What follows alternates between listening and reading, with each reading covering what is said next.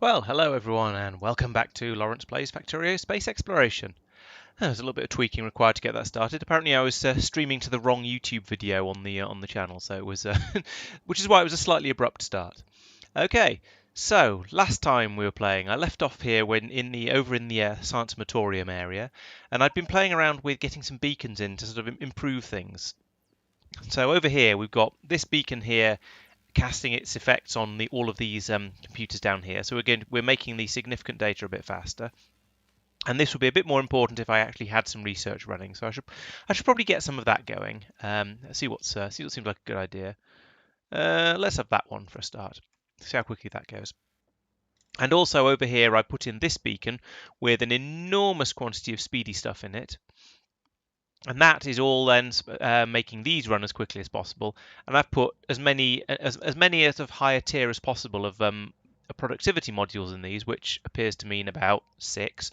In order to start sort of churning the science out a bit more efficiently.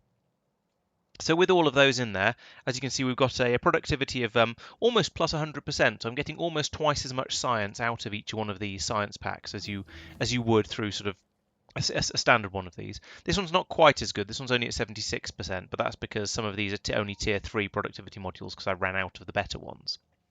But even so, we're getting through these quite quickly, and this is able to run through a research pretty quickly, at least for the ones like this one, which are a mere 200 minutes long.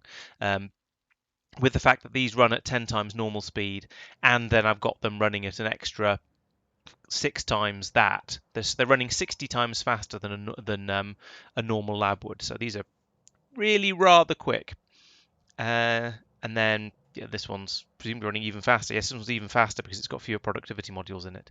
So yeah, they're doing pretty well. They're going to churn through the science pretty quickly. I think I'm going to want more labs anyway, because there's some things in here, like for example this one, mining productivity. It's 7,500 minutes worth of research needs to be done on that one. So that's definitely worth getting a few more labs going to get that up and running. Over here on the other side, I'd built up this little system here that's producing the tier 6 productivity modules. There's a couple more of them in here. Actually, I could move those over, get a little bit more productivity out of that. But then it ran out of, I think, probably the tier 1 productivity modules that need to be fed through to, sorry, tier 3 productivity modules that need to be fed all the way through here. And those are being made down on Nauvis, so I want to ship them up here by, well, potentially by rocket, or more likely by spaceship, because that's my big plan for this episode, is to try and get this spaceship set up to a point where it will happily rattle back and forth automatically, bringing stuff up from Nauvis. And so, in order to do that, I've got this warehouse in there, so that's a good starting point. There's room for quite a bit of stuff in that, obviously, because it's a warehouse. So that's about the same size as a rocket. Yeah, 512 storage. A rocket has 500, so it's a tiny bit bigger than a rocket. So this spaceship is essentially a rocket that doesn't use up rocket parts. You only have to build it once and then it'll carry on going.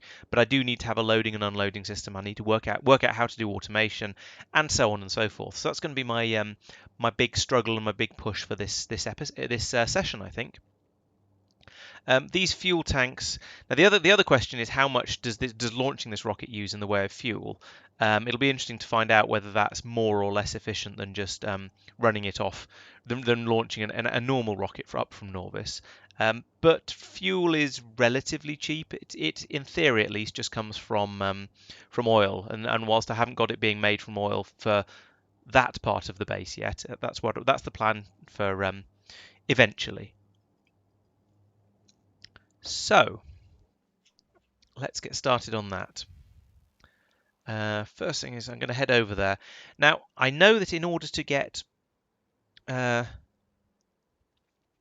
are cutting in and out a bit. That's why I put in a large number of the inserters across there, so that... typically a research only uses no more than half a dozen different types of science pack anyway. So I think having that as it is okay. And it might mean they end up loading them in a bit quicker. You never know. Okay, so to start off with, I know that in order to get spaceships automated, I need to have docking clamps, and that is a thing that I have already researched, I believe. Yes, docking clamps. There we go. So I need to attach one of these to the spaceship and one of them to my space station and to a landing point, so it's got somewhere to clip onto. Hi Anton, welcome to the stream. Thanks for joining. So I need to make up some of those. At the moment, I'm only going to need three: one for the spaceship, one for in orbit, and one for on the ground. Um, and then beyond that, I had a quick look in here earlier, but while I was waiting for it to be time to start the stream. And down here, there's all kinds of information about circuit shenanigans. So here we have spaceship signals. You can find out what the spaceship is, how fast it's going, stuff like that, where it's going. Then you've got automation down here, so we can tell it to. You can set a target speed by inputting a signal onto the left side of the spaceship console. Let's see. So, oh, I see. So there's some clips here for input signals and clips here for output signals, or just anywhere on it for input and here specifically for output. Okay, that's straightforward enough. Um, then this is all new to me. I haven't actually done any research into this, so this is going to be you're going to get to watch me scratching my head a lot this episode, I'm afraid. And then you can tell it when you want it to launch and where to go. So I guess that means I'm going to need to have some combinators in here that are providing the signals required, and then some other combinators. Sorry, some not combinators, the other things. These okay, yeah, constant combinators providing the signals, and then decider combinators choosing somehow which signals should be allowed through. So I guess we put in a decider combinator that said that watches. Maybe it looks at the spaceship's current location. This is going to take several of them. I was going to say we can look at the spaceship's current location, and we can look at the amount of stuff that's in the warehouse. And if both of those are set to, if that's set to Nauvis and that one's set to full, then it's time to take off, and we can fly up to the space station. And then if that one says space station and that one says empty, then we fly back down to Nauvis. That seems fairly straightforward. I mean, it's basically the same as setting up a train. You have where you want it to go and what you want it to cause, what you want to cause it to leave. Except it's sort of the other way round. Yeah, so it'll be interesting to see whether we come up with the same sort of idea or not. So when you're setting up a train, you have a station, and then you have and then you set up on that station what you want to be the conditions for leaving it. I suppose I'm sort of going to be doing the same thing. So I'm going to be saying if you're on Nauvis, then look at then look at the conditions, and if they're all valid, then leave. If you however, I'm also going to need to tell it where to go as part of those conditions. Now, how that's going to be, it'd be interesting. There'll be a little bit of testing to find out whether you only have to pulse the signal at it and then it knows where to go, or whether it's a little bit more complicated than that. I guess we'll find out as we go. And then once you get to the next place, you have another set of combinators and so on. Okay, so I'm going to need something like this, and then I'm going to need some cunning wiring and so on.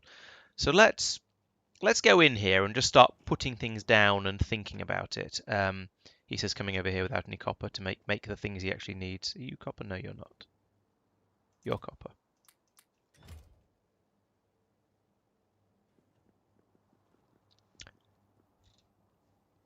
Yes, what Giant Lobster said. If you once you're doing your researches, there's one of them in here. Is it this? So this. Oh yeah. This basically you just keep running this one and keep running it and running it and running it, and eventually you'll start to find planets outside your solar system as well as planets inside your solar system. I think later on you can start doing this one and you can choose which particular type of resources you're interested in, and then this one is apparently deep space. So I could start doing these. I've got the science for it. In fact, let's run one of those because I'm curious as to what it'll find. Okay, so over here I need some of these, probably more of these. Let's see how this. Let's start sort of just specking this up vaguely. So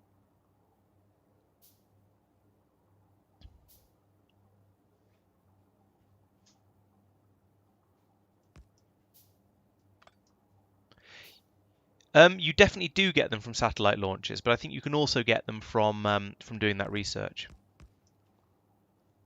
Okay, so here we will say if on space station, which is A or D or something like that. I'm not sure. What do those things actually mean? So A is anchored. Okay, so we know it's anchored if we can see an A. Oh, D is asteroid density. Current destination. I was hoping I'd get a signal that tells me where I currently am. But there isn't. I mean, there isn't a destination because it isn't going anywhere.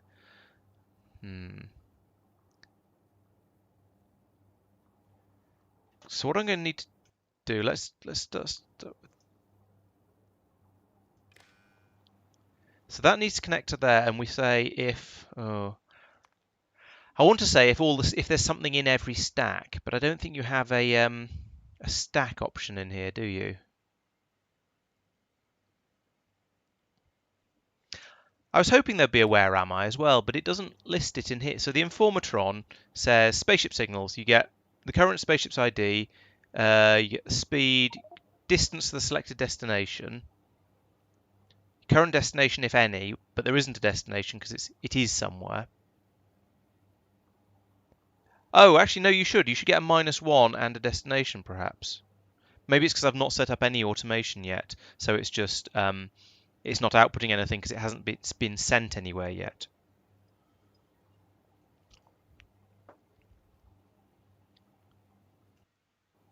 Okay, so let's see. So I want this if everything is 0, then output 1 tick. If current location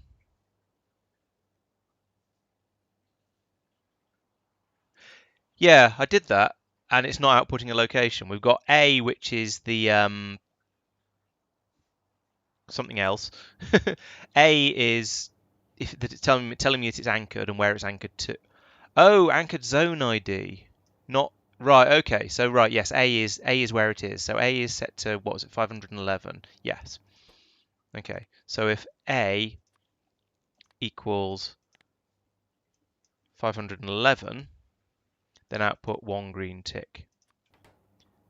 So this now should output some green ticks. I need to link that to there, and that. Oh, for goodness sake! Actually, put it down. There we go. Then I need to link that to there and there.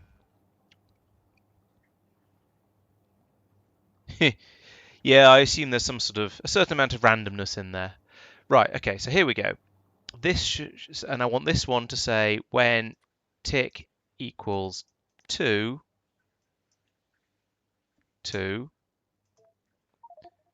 then I want to output everything.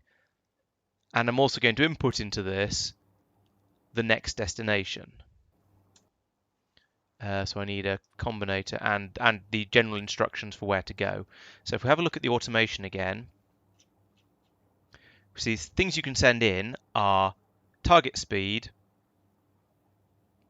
a launch signal, and a destination signal.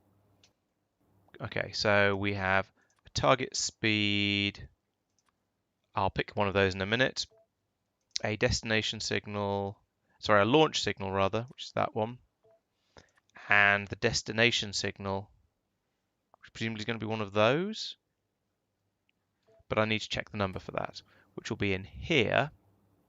I want to go to Nauvis, which planet planet 510.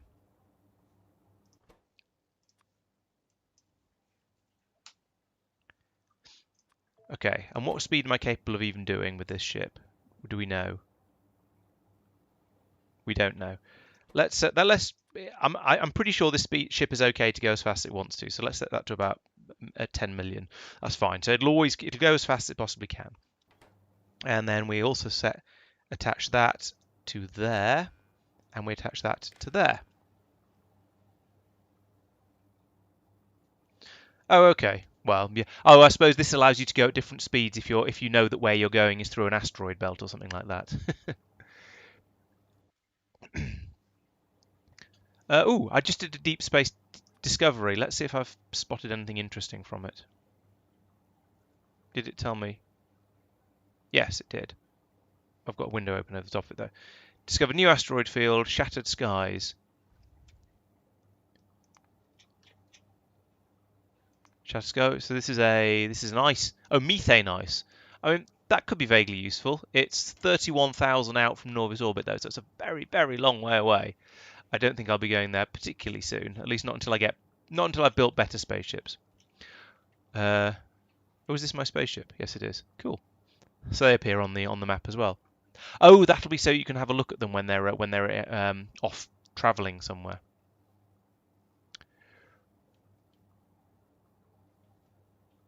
Right. Okay. So that should, I think, I've got 3 engines. So yeah, 100 is less than 10 million, and the 2 laser turrets on the front seem to be sufficient to deal with any abuse I was getting. Okay, so that's that. My next concern is, so my plan was to have it take off either when this fills up and I don't know how to check for empty space in one of these things, or after a certain amount of time has passed. And I don't know how to set up a timer in Factorio either, so this may be tricky. But I believe so far, I think I've got this so that it should blast off and fly to Nauvis once the when this is empty. That's an interesting idea. Yeah. Having there, I think there was a methane ice patch on here somewhere, but it wasn't very big. Yeah, there's 121,000 over here, so that would be another 300, almost a million over here. Actually, that'd be fairly easy to run a train out to. Oh, cool. That's an idea. Yes.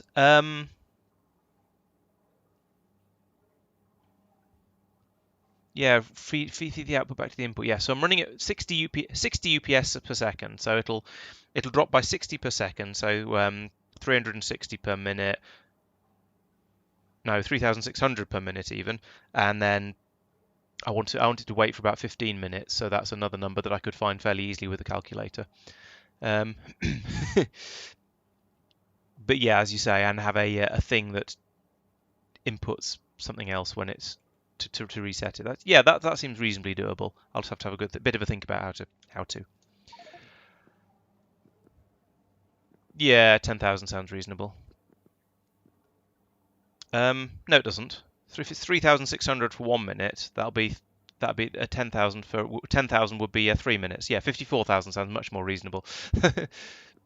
Were you just trying to troll me, Tristan? Okay, so we'll have another one of those in there that also does a that will output. Actually, it'd be exactly the same as that one, and then I'll link it across there like that. Yeah, to within an order of magnitude, sure.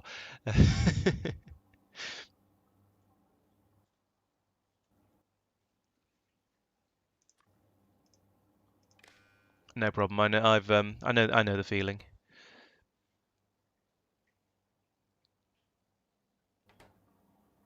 Okay, so we say here if that's equal to 2, and there's going to be 3 different possible inputs here. So here we need to. I'm going to use green cables for outputs from here. Otherwise, it's going to get very, very messy.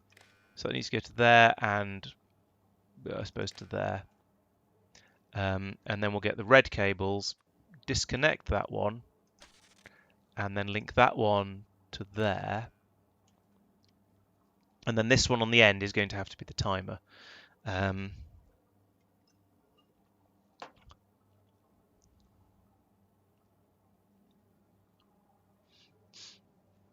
Yeah, I've seen quite a lot of I've seen screenshots on the internet of people who've used who basically set up their spaceships as almost as a railway station. So the train comes flying into them, sits there, and then basically, yes, the spaceship takes off with the train inside it. It's a nice idea. I'm not really convinced my rocket is quite at the stage of being ready for that yet, unfortunately. Oh yes, arithmetic combinator. That's a good idea. Uh, you'll excuse me while I think my way through this very, very slowly because I've not done one of these before. So we're going to need to feed in a number. This is going to be I don't know, a number on signal 0, which is 54,000, as you so kindly calculated for me. So that definitely sounds about right. So we feed that in.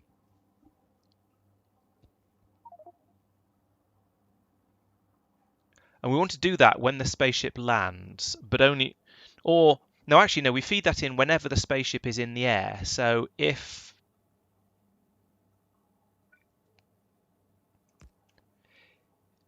right, so the speed is at -2. Is that because is it speed at -2 because it's docked? Is that right? Yes, speed is -2 if anchored. So if speed is -1 or greater, then I want to copy that across from there. So we need another green wire. If spaceship speed is greater than -2, then output everything from the input. Then I can link with let's use a red cable for this one, that to there, and then that to there. Oh, that doesn't necessarily do a reset. Because I could do that to there, but it'll just add the two together then.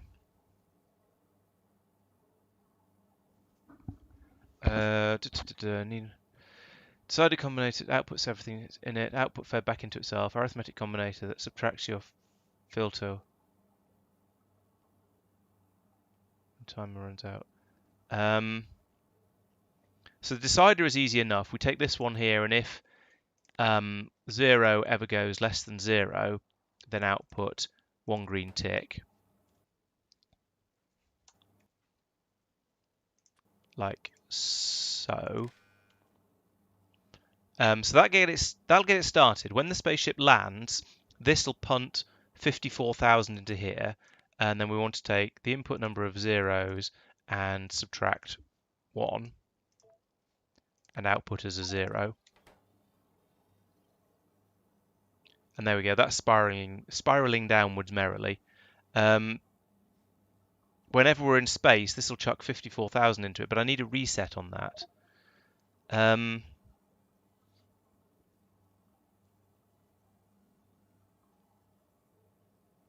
Oh, well, here's what I could do is have another one of these in. No, wait, that wouldn't work. Why have I never done anything like this before? This is difficult. my brain hurts. What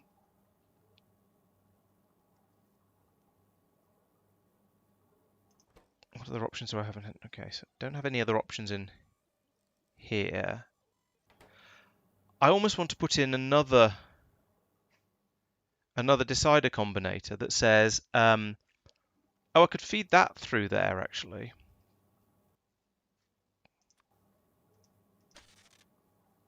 So I've put that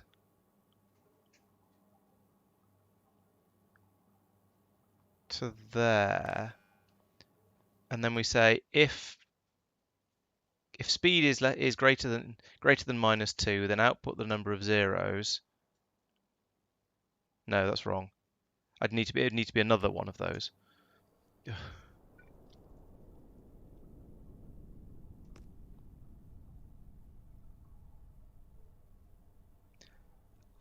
So here, there may be a better way to do this, but this is what I'm going with at the moment. Now, if speed equals -2, then be a pass-through. then output zeros for the input count. So we need to link that to there and that to there and that to there. Now it's counting up. Why is it counting up?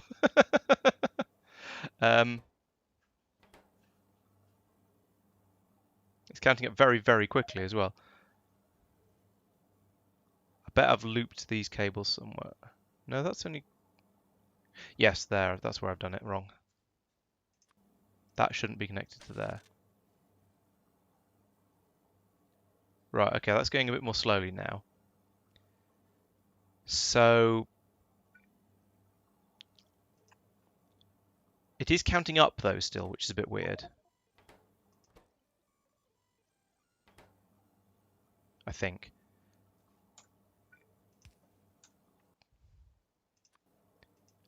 Let's just put that in there for now as a way to reset it. So I've been saying that if this is equal to... Hang on, it is equal to -2. Okay, so that should be just working. Then run. However, if this one...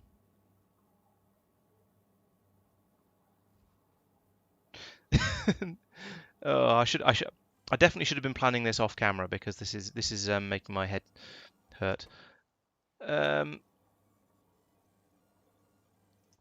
Right, let's just add in another speed signal there. So this should now stop. So that has worked successfully. This has stopped running at a mere... Oh, and it's reset as well. That's weird.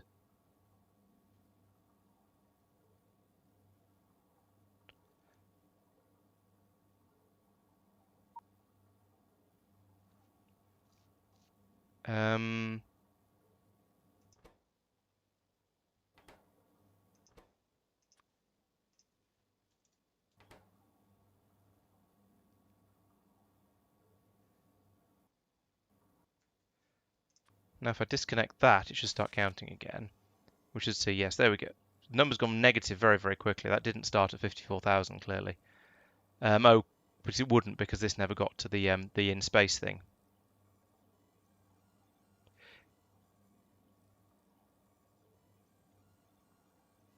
No, it's because this one never told the thing that it was in space. So that was correct. Let's have this make it pretend to be in space by adding a speed signal like that. Oh, well, it's not linking to this one as well, so we need to... Oh, for goodness sake. Right, pretend you're in space. There we go.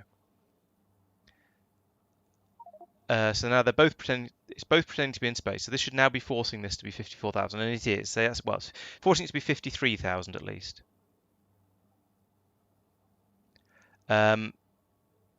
Now if I do that and that, I said if I do that, okay, and that, then now it thinks it's landed. So but that's dropped to 0. That dropped to 0 instantly, rather than starting from 54,000.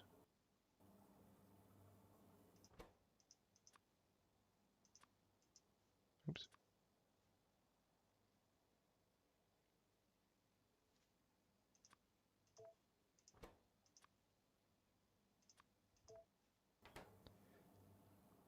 That's weird. Okay, so it's at 54,000 now, and then when I remove the signal from here, I suppose I could, yes. Yeah, all right. Let's be lazy about this. When this is less than minus 54,000, output the other thing. There we go. So it's now at... It's at 2.1 million now for no apparent reason.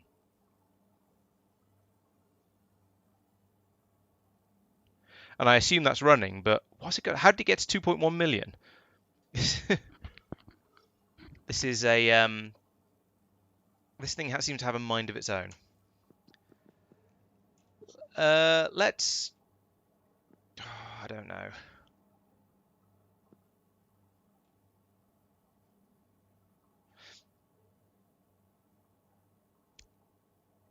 I'm confused. I think I'm gonna. No, Factorio can cope with much bigger numbers than 2.1 million. I don't think that can be.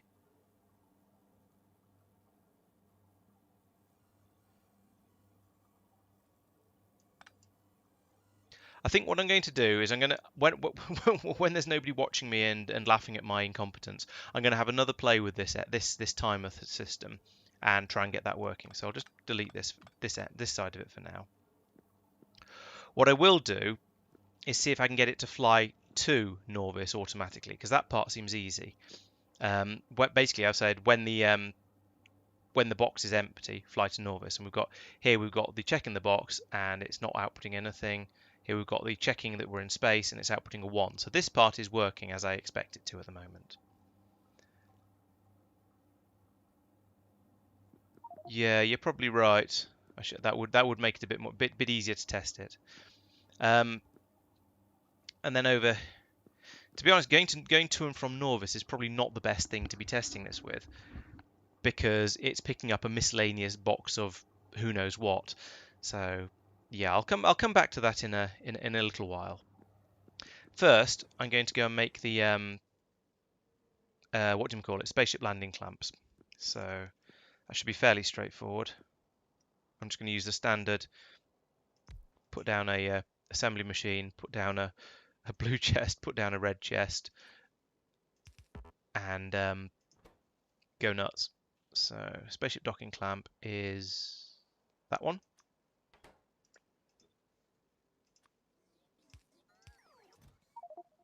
Okay, those are fairly sensible numbers of everything. I'm going to need to go and get some heavy girders, I see. I should probably be trying to start making them over here, but I don't know if I've got the stuff. Oop, zoom. Somewhere.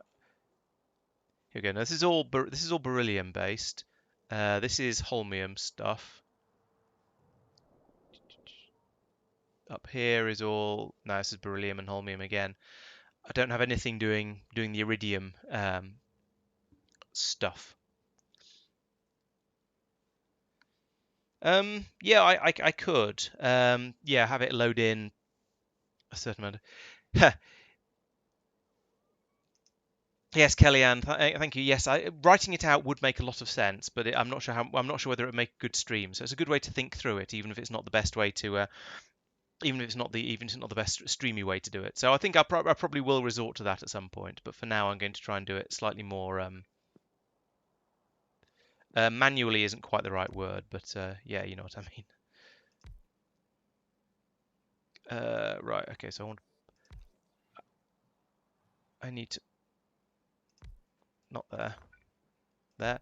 Right, so here what we're going to do is make the iridium girder things that I've been grumbling about not having for ages. So that goes there and there and there and there and there, I think. Let's see if I've got this right.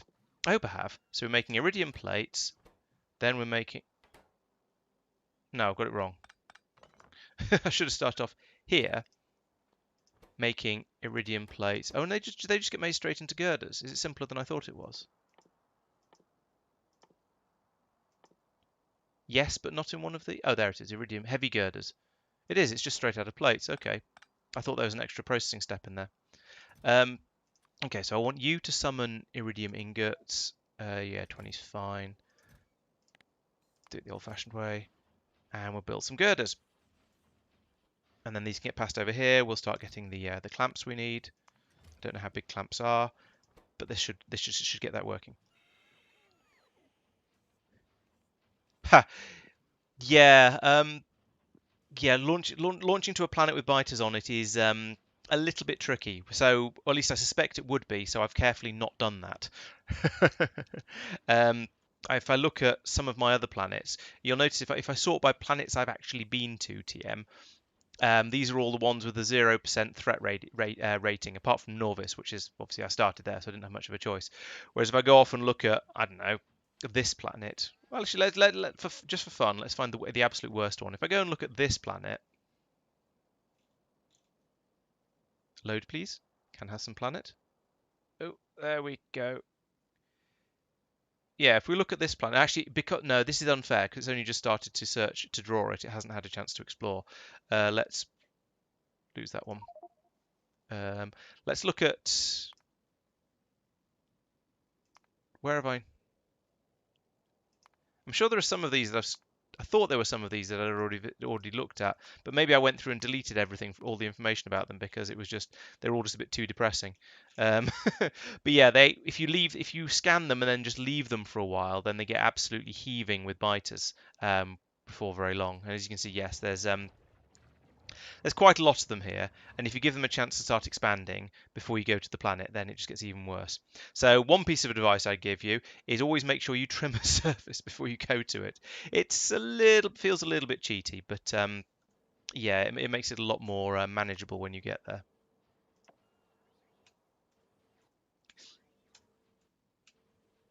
There, that's what I was trying to do. Okay, we should now hopefully have some this interface, right? Some clamps. Okay, so I don't need that many of them. Let's only make one stack. We can go over here somewhere and put down one of these clamps somewhere where I want the ship to land. Now, I've got a bit of a decision to make here. Do I want the ship to land all the way up here? I mean, it's a convenient empty space, but it means anything that's going to be brought from it needs to be brought all the way down here and then loaded in to the stuff down here, into the platform down here. So it's going to be a bit of an extra effort. The alternative is about that big. It might fit in the gap there. It feels a bit tight. Um,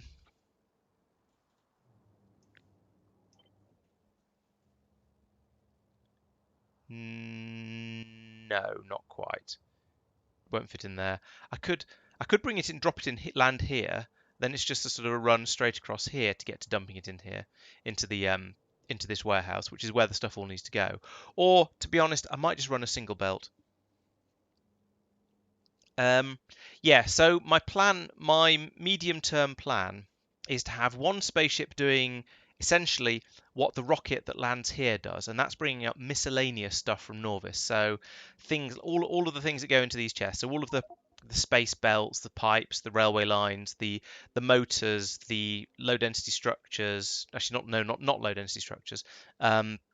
Science packs, all the just the little bits and pieces that are being made on Nauvis and then brought up here, I plan to bring up in this spaceship and then pump into this purple warehouse and use in more or less the same way I do and use it in more or less the same way I do at the moment.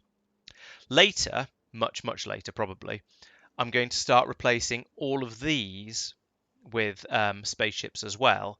But because I'm using LTN for this, they can just be they can be anywhere. I could have another spaceport over here. It doesn't have to be close to any of this nonsense. It can be wherever. And quite a lot of these things are coming up from Nauvis, at least at the moment. So yeah, as Lobster says, they can all be fueled up on the ground there and then brought up here. So that's probably what I'm going to do for that. It's just this particular one that needs to unload into here. After that, it's all going to be trivial. So I think what I'll do is I'll just leave that where it is because there's room there. It kind of works. Then I'm going to put down another chest to keep miscellaneous spaceship stuff in. That was unexpected. Oh, did that? Yes, that launched because I'd set this. Oh dear. Okay, well that's somewhat awkward. That launched because I'd set this up to watch for this to be empty and then launch when it was. Oops. Well, fortunately, I haven't gone very far yet, so I can just fly back to Nauvis orbit and land again. Here. And this is going to run endlessly. This is amusing, but also ridiculous. Let's put something random in here, like some of that. Oh, no, we're actually flying to Nauvis now. No, we're not. Yes, maybe we are. I'm not quite sure. Yeah, fly back to Nauvis orbit. Anchor to Nauvis orbit. Right, I've put something in the thing this time, so it won't just launch without me telling it to. Okay. So that was kind of silly. So what I'm also going to do here is I'm going to put in a couple of unloading inserters here.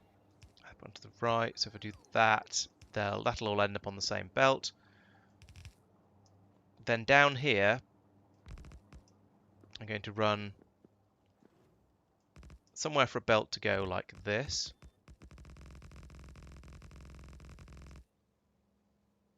Yeah, that'll do. And I'm going to be really, really lazy for now. Tell me something new, everyone says. Yeah, so to the sheer shock of everybody, I'm going to be rather lazy. And just have it run straight down there. What I'm going to do here, and I presume this is the sensible way to unload a spaceship, is to put an underground belt on the inside there, and an underground belt to there. So when the spaceship lands, it can unload through there. I can then run this across like this.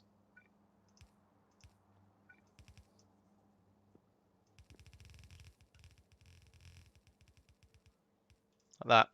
And it's kind of, I was going to say it's quick and dirty. It's not remotely quick and dirty. It's slow and dirty because there's going to be just this one belt flowing over here, and I actually will need to put in a second.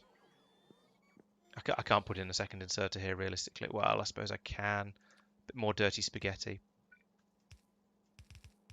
Like that. A couple of these here. That was blacklisted in both. Yes, it was. Okay, so that'll unload as fast as 2 white inserters can load onto a single belt. And to be honest, because this spaceship is only going to be flying relatively infrequently, I think that's going to be sufficient. It is a bit crap. I'm not going to deny that at all, but it will work, and that's the important thing. The next thing is going to be loading. I'm going to do that in exactly the same way. However, I'm going to move this across here.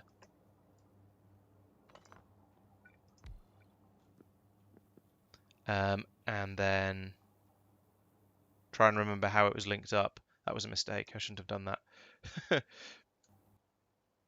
I remember it was green from there to there. And then, yes, it'll have been... No, it's the wrong side. Red from there to... Where are the red ones? There's the red one. And it'll be green from there to there and not to there. Okay, so that should still work. And this means I can have another belt coming in about here, popping up like, who put this here? I can have that belt come up about here.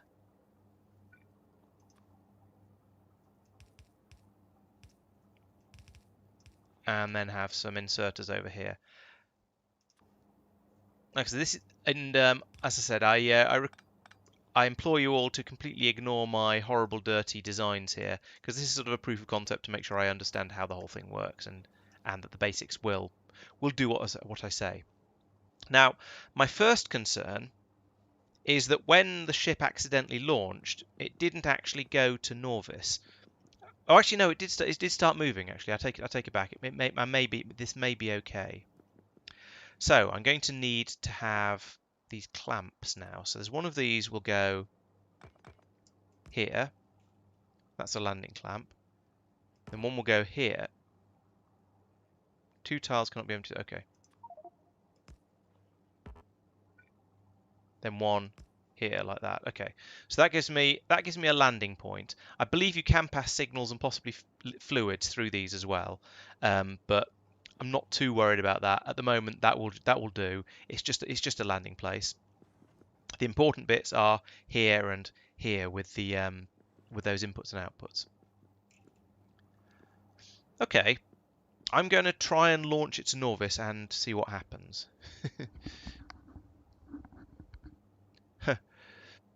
Oh yeah, I can't imagine how much more difficult this would be using K2 with it as well. I think this is probably about the right level of complexity as far as I'm concerned. So let's set these to go to blacklist.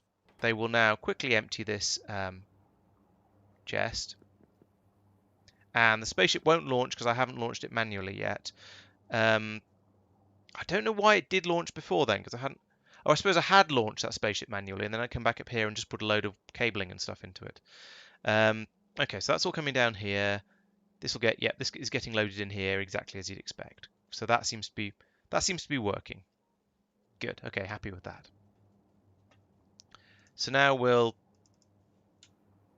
launch the ship. Let's fly over to Nauvis, and we'll do this sort of normally. Okay, we've got to... Oh, that wasn't set to Nauvis. Okay. Let's anchor to Nauvis orbit again. Like that. It's a shame you don't get to see where the where your clamps are, because I very nearly dropped that in the wrong place. Right, okay, so my destination I actually want is Nauvis, so let's launch that. It isn't doing the engage automatically, which is a slight concern. I suppose that's because I'm not setting a speed on it, because there's no sort of in-orbit thing. I don't know. Let's set a target speed and see if that does anything.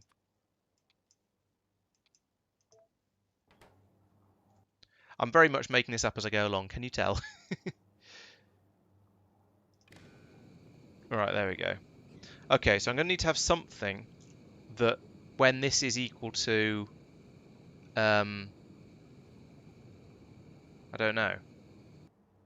Oh, when the distance is greater than 0, then set speed to something so that it will actually fly.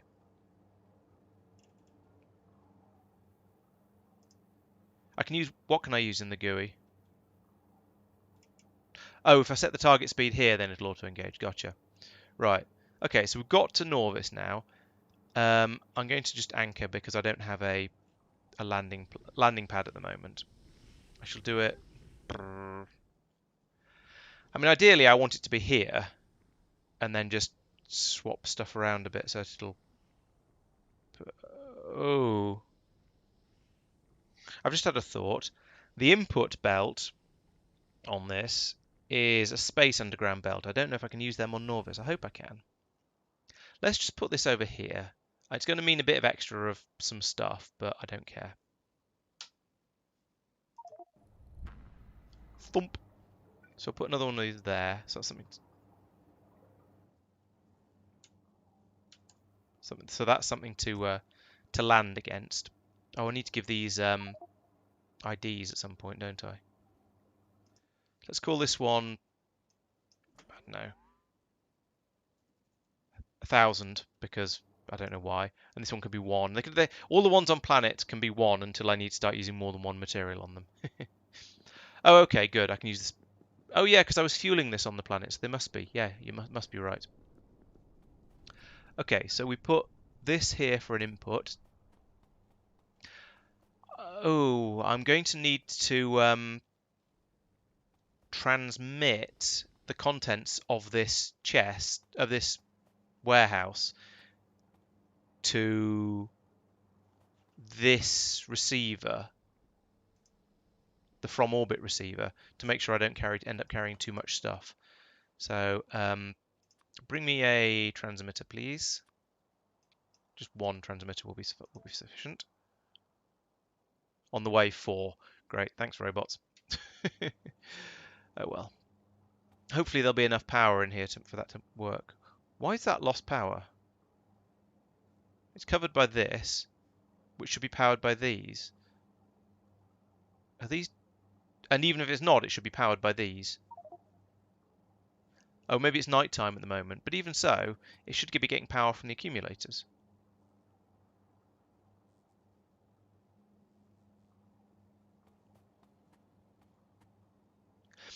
Yeah, but even if the clamps pass it through, I've still got the worry about whether it. I've got the worry about when it's in space. Otherwise, we'll get a load of stuff I don't actually want passed over.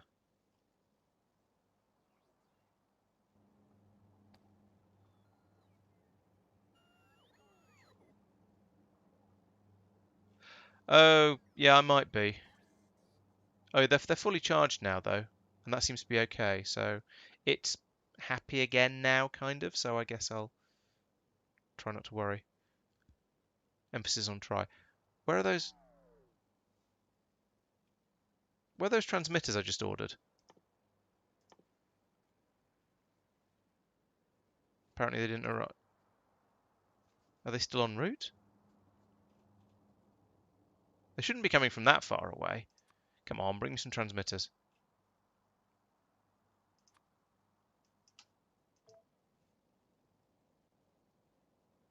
Okay, now it says it's on the way, so I guess I'll just wait for a moment. While I'm doing that, I need to take, essentially, I need to get all of the stuff from this rocket over here into this one over here. Um,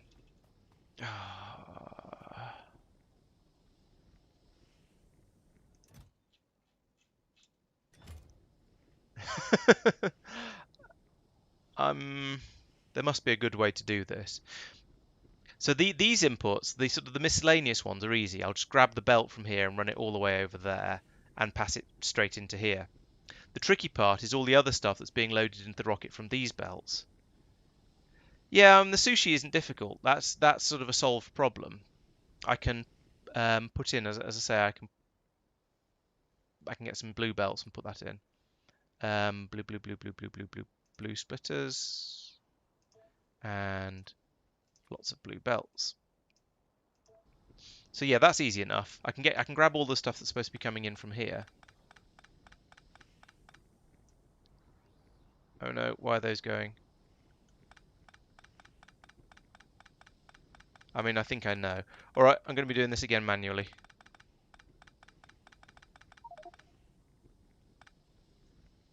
Because something's gone wrong and I'm not sure exactly what.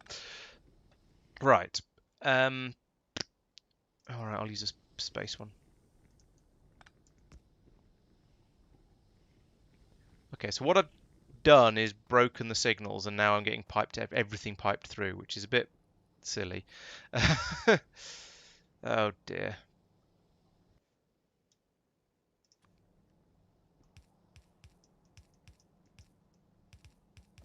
I mean, I don't care too much because all of this is going to be useful stuff.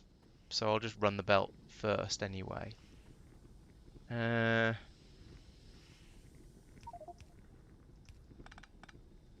god.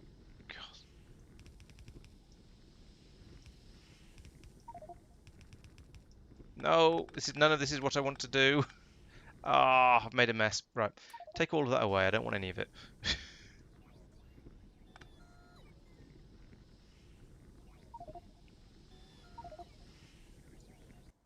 Or this. Oh, for goodness sake.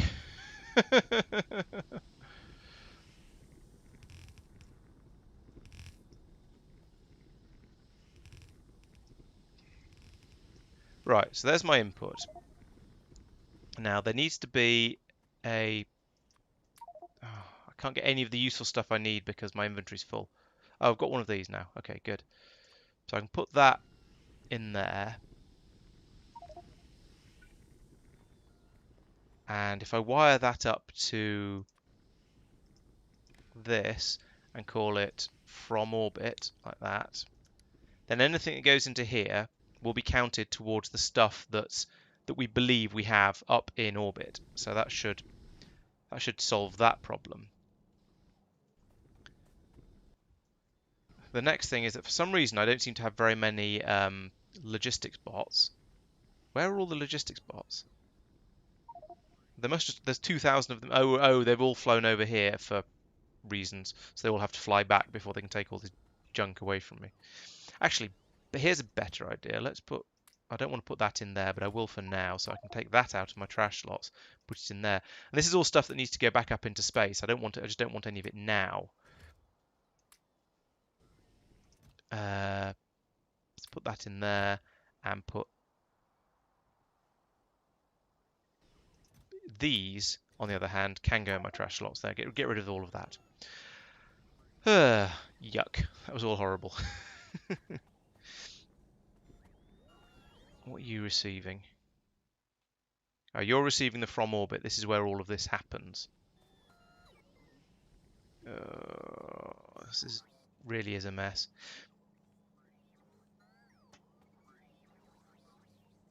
So now what I want to do is unload everything in this rocket.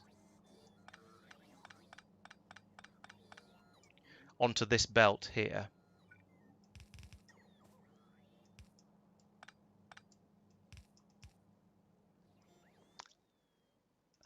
I promise this makes sense really. It's just I'm doing all of this in a rather weird order. Let's put that along there. Give it some power. What? Just give it some power. There we go. And then all of these can blacklit. Right. Okay, so all of the stuff that was in this rocket, we're now unloading and dumping into my spaceship. That's good. That's working. That's doing what I want to. At least it would be working if it wasn't for this bloody transmitter that uses more power than everything else in the world. And I assume I can't put and I can't put efficiency modules into it. So maybe that's a bad idea. What I can do, I think, is so I can run where the spaceship's here. I can run it off the base power supply. The problem is, as soon as it takes off, all of the power is going to disappear into this transmitter, and it's just not going to work. So this having a transmitter in here is not going to be a valid thing. I might just have to rely on just over purchase on some of the stuff and just not care. There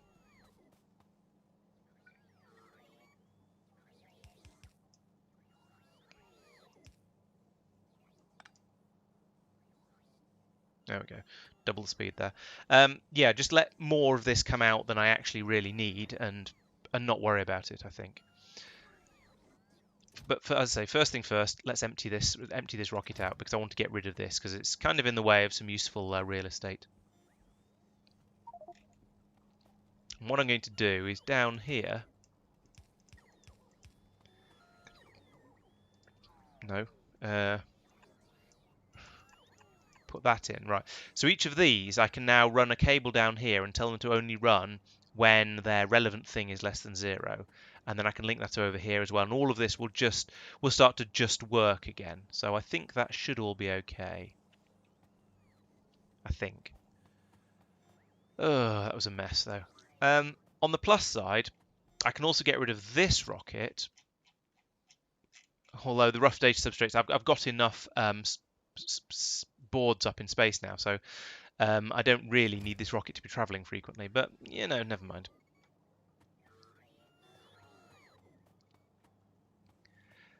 So I'm a little bit disappointed. It feels like a shame that there's no way to look at a thing and find out how many empty slots are in it. Factorio circuit network empty stacks.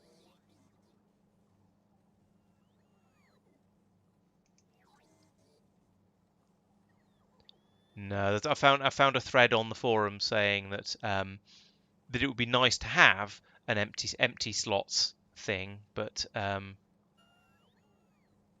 it doesn't seem to be a thing that happens.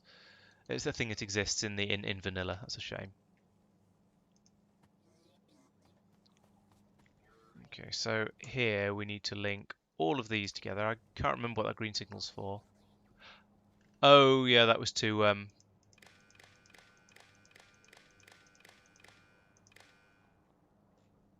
and then each of these need to filter. What was that? That was white undergrounds. So that's going to be pipes. That's going to be underground space pipes. Why are there no underground space pipes coming through? Why are you sad? Insufficient pipes. Okay, so it is making them, just not quickly enough. Hey Van Helsing, welcome to the stream. Thanks for joining. So underground space pipes there. Assembling machines here. That's that one. That's those two. Here we have space splitters.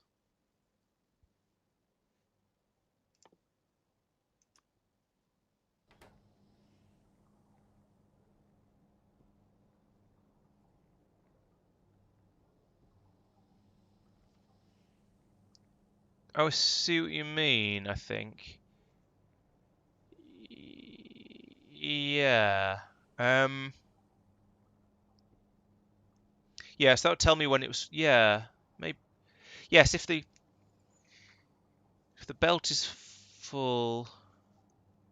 If I put in, or easier, if I put in a splitter and then a couple of belts and then if I put in a priority splitter, whenever anything ends up on the other side of that belt, then the warehouse must be full. That would do, yes. Thank you, you've rubber ducked very nicely. Science, purple. Science, blue. Science, green. And then those two are singular things. Okay, how's this getting on? Oh, nearly there. Yeah, so if I come over here, and could do with a bit more space in this spaceship, which feels ironic, but I'm not sure it really is.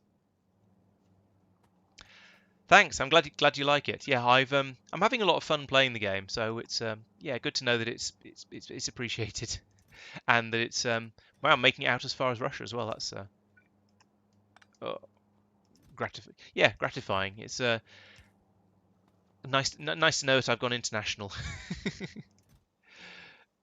Where am I? Oh, they're in here. There we go. So put that there, and prioritize that to the left, and then put another one of those there. Then get rid of that, and bring that down there. More of those. Right, so if this fills up, which I believe is 8 items, then that means that this is full.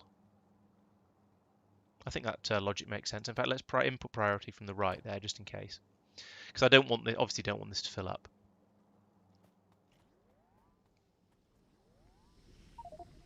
Nope, that's still going. Okay, so here we have, how did I have this set up? So this one was, if anything equals 0, right, so that would be if I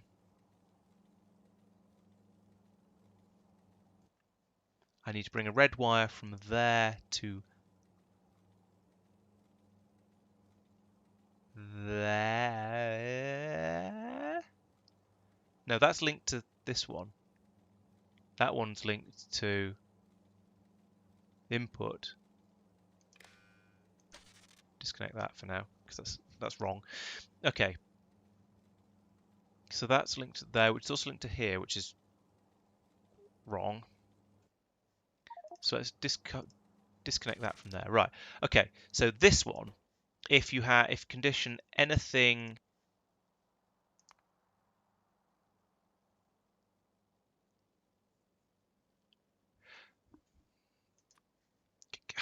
I'm going to have to say he's greater than 1. No, he's greater than 0. And then if anything goes onto that belt, then it'll trigger the rocket to launch. I just have to trust that these inserters are fast enough between them to load all the stuff into here. But I think that should be okay.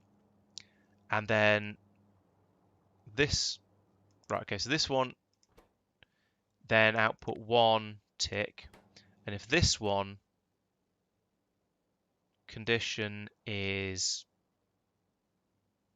planet 500, planet 510. Planet equals, I haven't put in equals, planet equals 510, then output 1 flag. So now, as soon as anything appears on here, the spaceship should launch. That's the hope. It seems reasonable, and then we've got it trying to unload over here already. That's expected. So when it gets up into space, it'll unload automatically. Right. I believe I now have this sort of sneaking feeling.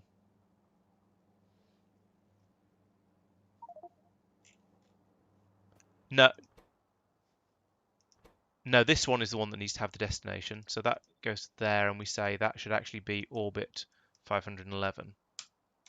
So no, this one is checking. Why is that greater than? Okay, greater than, yeah. So this one is saying if you're on Nauvis and the ship is full, then output the stuff from here, which is this one, which is go as fast as you can, launch, and go to planet. I changed the wrong one. Go to orbit 511. Okay, so let's run through this again. If you're If you're empty, that's 1 tick, and your position is 511. This should be... Yes, you're quite right there. You're right. That should be an A. Yeah. Then go to... Yes. So this one says if you're empty, so if everything equals 0, as in empty, output 1 tick, and if position anchored place is 511, output 1 tick, then do these things, which tells it to go fast, launch to planet 510, which is Nauvis. Good. Then here we have if current position is 510, which it is, and there's something on this belt, therefore this is full, then that's the 2 ticks. Here we have 2 ticks, input count, fast, launch to planet orbit 511. Okay, I believe that's all correct. I just now need to... I now have a feeling that this is going to partly work, but only partly, and we're going to have some issues with the actual landing. So it's going to get to the place it needs to go to, but it's not going to anchor itself, I suspect. We shall find that out, though, in presently. So I'm going to... first, I'm going to have a shot at emptying this spaceship of fuel, which isn't going to happen because there isn't anywhere to put the fuel. So let's give it some tanks, I guess. Where should I put them? I'll put them in here.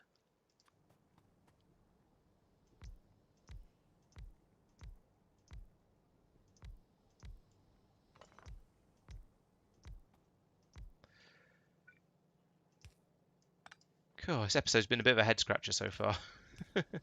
There we go. Now that can pump all the fuel out of here. How much fuel is in here anyway? Only 50,000. I didn't need quite that many tanks. Yeah, exactly. I don't think you're yeah, I don't think I've done anything to tell it to land. Yeah, so this will be good for, I think, loading the spaceship up with fuel. Yes, the pipe runs all the way along here, out to here, and then misses the misses the loading point for the spaceship. So let's fix that.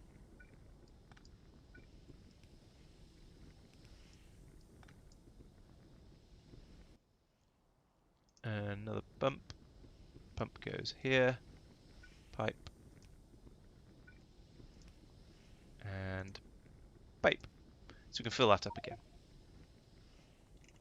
Yes, this will be good for that. Right, I don't need that anymore. That has, of course, dropped all the parts for the rocket all over the place, but never mind, the bots can deal with that. Oh, my inventory's full. Get rid of all that. What? I said get rid of all that. Oh. I suppose actually no, I want to get rid of the rocket silo as well. Where is it? There it is. I don't need that in my pockets. Right, so now this bit is rubbish. We can get rid of all of that and that. And then around here,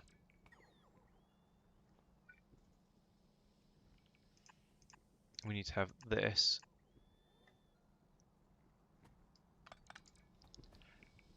Okay, so what we're doing here is all of these things are things that are required in generally in larger quantities. So I've got them set up to come through on their own belts because that made sense at the time. So what I'm going to do now is go along here, and this is going to be a fairly annoying process, but basically I need to tell each one of these things to enable that when this is less than 0. Good.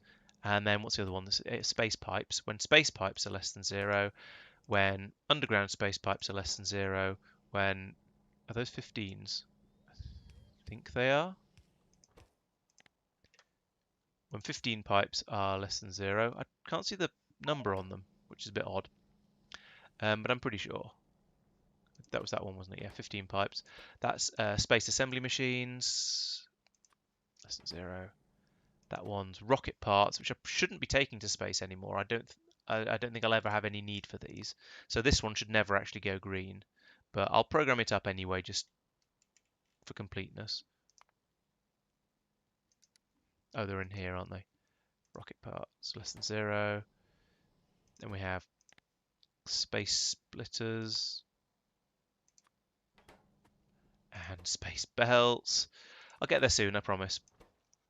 purple science, yellow science. And down here we have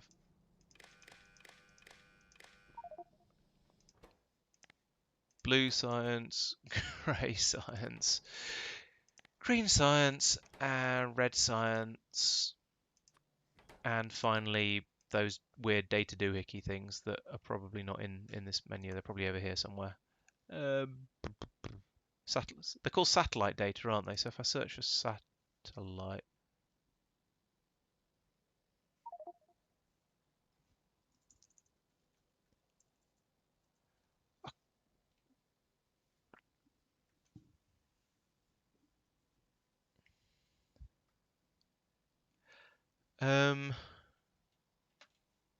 in here. Oh, there they are. So yeah, they are satellite telemetry. Why didn't that show up? I don't know. Does that actually? Oh, that does still go somewhere. Okay, let's include that as well. And then I'm going to just use blue splitters all the way along here because why not?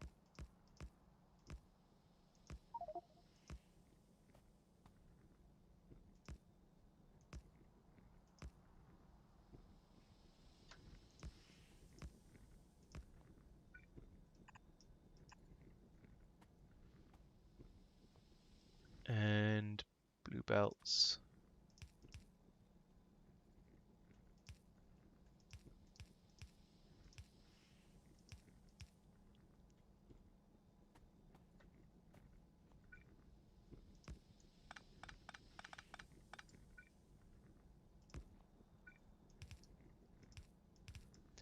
I don't actually want to quite link.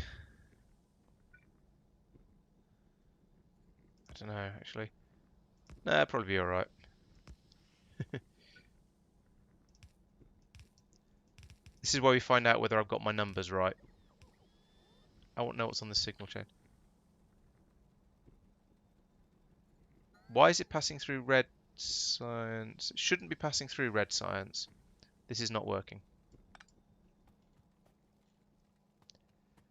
These should only run if the... Yeah, enable disable. Enable if that's less... Okay, that one probably should be less than 0. That I'm convinced, reasonably convinced by. Let's just link to this power pole here because it's there and convenient. Right. Oh, I can't see what's negative on here.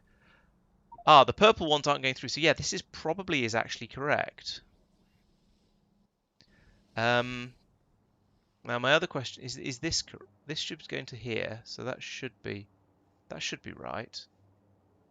And that's transmitting from orbit, which is going to here, all this way, from orbit, yep.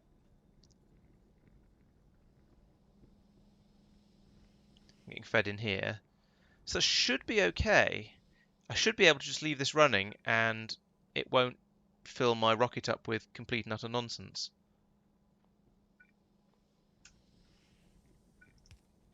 But I'm slightly worried because I'm afraid my rocket is going to get filled up with complete and utter nonsense. For one thing, the Nauvis orbit. I shouldn't be asking for the substrates and the circuit substrates anymore, and I'm not. Oh, that's because that's wrong. Okay, but these aren't flowing through. These are. I think this is probably okay. I just sort of want to see one of these things stop at some point.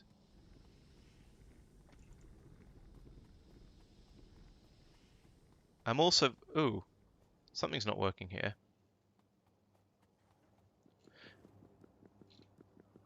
Yeah, this has got stuff in it, and the rocket hasn't launched, so that's clearly not working. Oh, it hasn't broken in the correct way.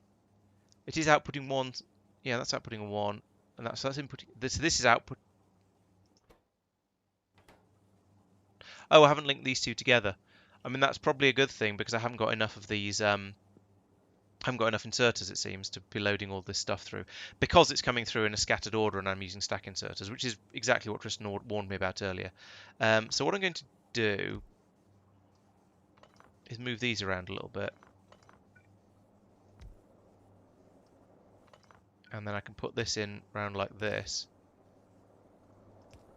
and get some more inserters doing the loading business over here. Yeah, you're not wrong. I just need to have more inserters like this. So now it's okay. Just, in fact, you know, let's do that.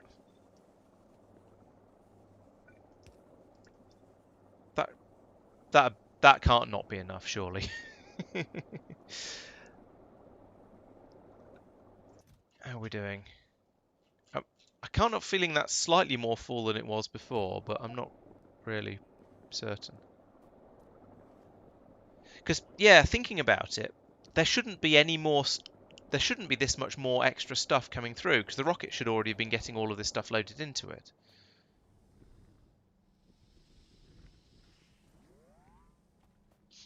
The only thing I can think of is that this signal from here isn't getting passed through properly. Let's put a Spidertron in there, because there isn't anything. I can't see if there's a Spidertron on there, because I'm getting the thing, only getting the things from spacers. This doesn't feel right to me. I think I'm getting a lot of stuff passed through here that I don't actually need. And I'm not really sure why. Right, let's work through this. So the signal that this is reading from, it comes in here. So that I've got the signal transmitter on the spaceship itself, so that I can get the signal, so that I can get a signal that tells me what's in the spaceship.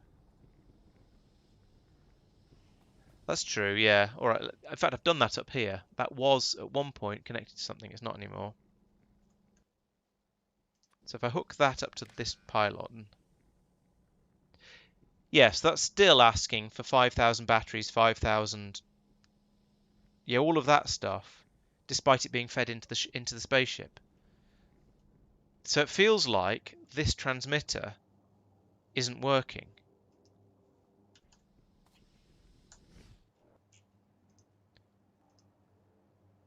Channel from orbit, from orbit. You know what? I think I'm going to remove this from here, because the amount of stuff that's going to come down here is fairly inconsequential. So what I'm going to do. Oh, are they? Oh, right, that's separate. Ah, thank you. So if I do that, I did that mostly for sort of making it easier to see, but okay. Oh. Somehow I managed to fly through the wall of the spaceship to get in, but then couldn't get back out again. So you're saying now if I do this, it'll drain that out, and then that'll be it. Yes, you're quite right. Well done. Well spotted. Okay. I've changed my mind anyway, though, because using this transmitter in the spaceship is not practical. So what I'm going to, because it uses, is simply because it uses too much power. So what I'm going to do is remove that again. Remove that. Then I'm going to run a red cable from here to here. And then I believe that means if I do it from here to here.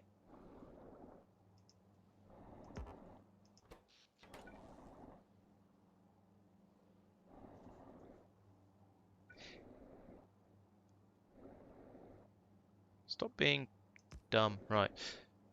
Then presumably I can run a cable from here to... Oh, for goodness sake.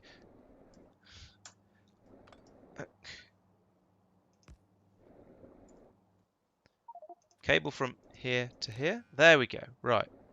No, that doesn't work. It's not passed it through. Why is it not passed it through? Oh, corner of the clamp. Okay.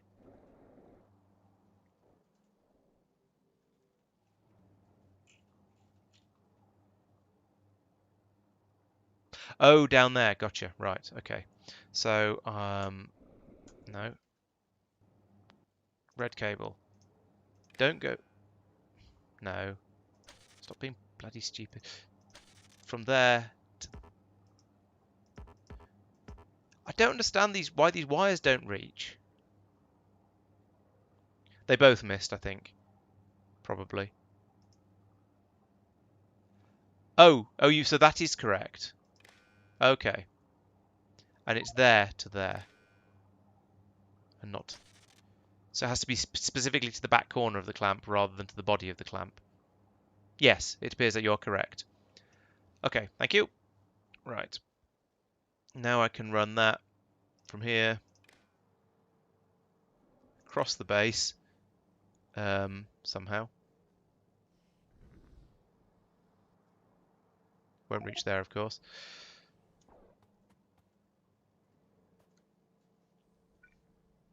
This is possibly, I was going to say the worst part about circuit conditions. It probably isn't. The worst part is that it makes my head spin. But but the awkwardness sometimes of running a cable across the base is annoying. Especially when none of your bloody pylons are big enough. Or have quite the reach you want them to, rather.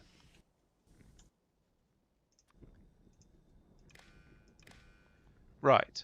Now, let's try this again.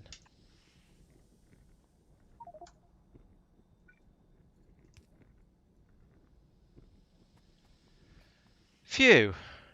Right, that seems to have actually worked, I believe.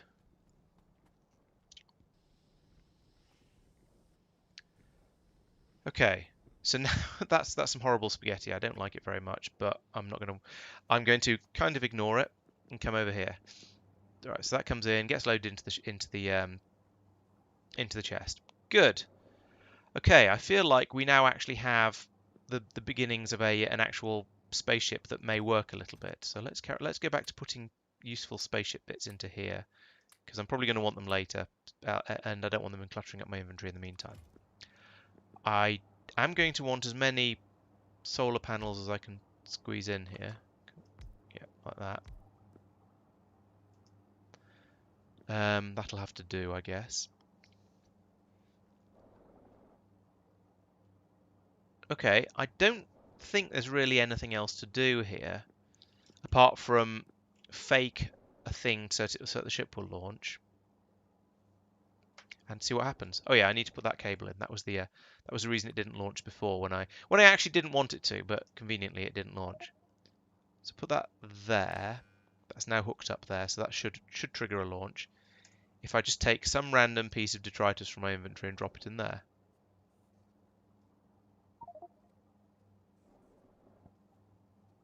Or not, as the case may be.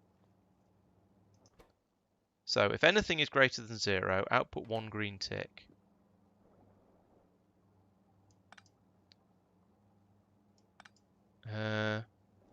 Was it just too brief? Let's find out. No, it's not working. I don't think it needs to be. This one needs to be. Oh! Yes, you're right. These aren't connected from when I move the console. Yeah. Alright, let's put things back and then I can do a slightly more proper test.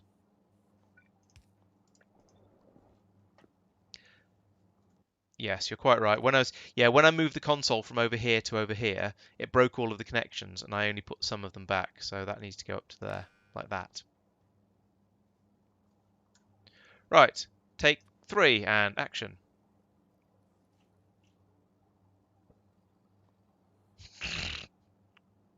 Okay, that hasn't fixed it.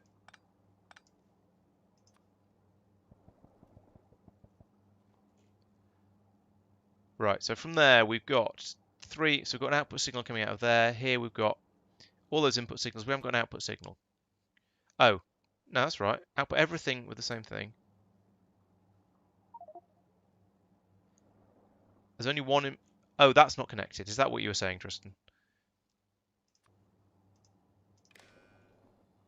Bloop, bloop, bloop. Well, it wibble. Oh, there we go. Ping. And we are now flying, so I assume we're going to Nauvis orbit. I shall check that in a moment. Ah, gotcha. Yes. Speed is getting up to... Well, 46 is max speed, apparently. Lasers are lasing. So that takeoff used Actually, I don't know if these are actually full. Didn't really check. Probably should have done. Okay, so we've made it to Nauvis orbit, but we haven't anchored.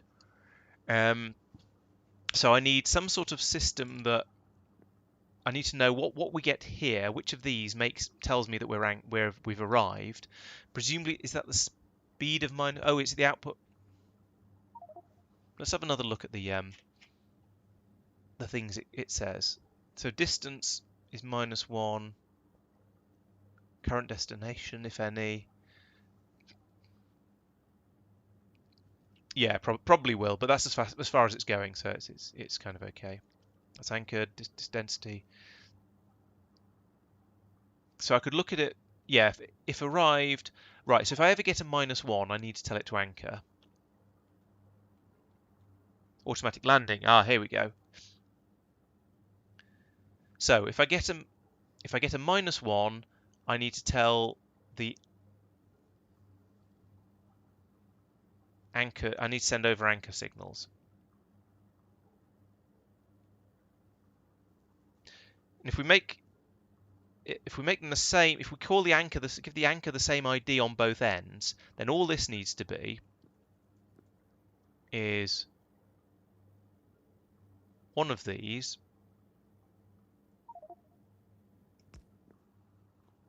Presumably you've got various input signals, but you're not outputting anything. Good. Okay, so with this one, we say if distance to destination equals -1, then pass through from the other thing. So I'm going to need another one of. I could use this one. No, I can't.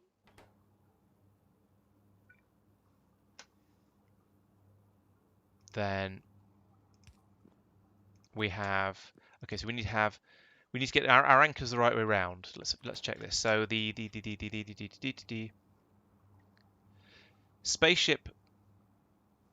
So the yellow one is the spaceship, and the blue one is the ground. Okay, so on the spaceship we have anchor 1000. So we say yellow anchor 1000. And then on the ground, which is Nauvis orbit, ground in definitely very much in inverted commas, we have an anchor with an ID of 1. So the blue one needs to have an arrow like that and have an ID of 1. And I think that was the same on Nauvis as well. So this means I can use the same IDs at both ends, which is handy. So we're essentially saying that as far as we're concerned, the Nauvis orbit run is an ID of 1 at both ends. So that's nice and easy. So that's okay, that's good. And then we wire that to there, that to there, and that to there. And now we've got output everything. Bloop. Yes. And now this is unloading. It works. Woohoo! And now I'd better get off the spaceship, because as soon as it unloads, it's going to disappear again, and hopefully go back to Nauvis.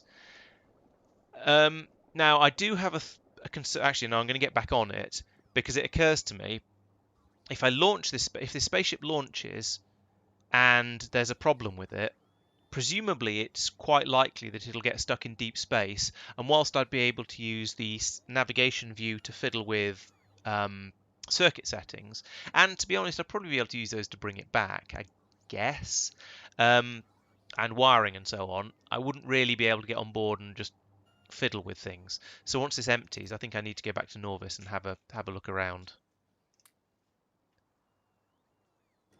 But I think that's okay. Oh, so you're saying that I could just have it putting these signals into the computer all the time, and unless it's just got somewhere, it'll always. Oh, that's a good point. Yeah, all right. Let's just bail out then. I can always, as you say, fly it manually from the navigation view and bring it back here that way. Because I think I want to stay up here probably. Not quite sure.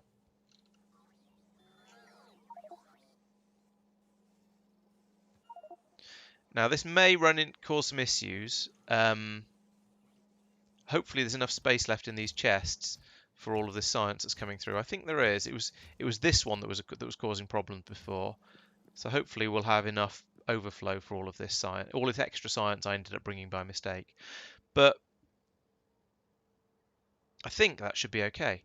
Okay, that sounds like a slightly easier way to do the landing signal. So I might fiddle it to do that in the future, or for now I might just leave it because it's the old if it ain't broke don't fix it sort of thing. This is not the most efficient unloading I've ever seen.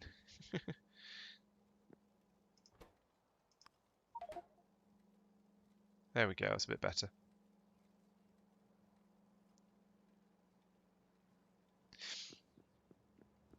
Okay, I'm kind of pleased with that. It was a bit of a faff, and I'm not very happy with the way the wiring's set up.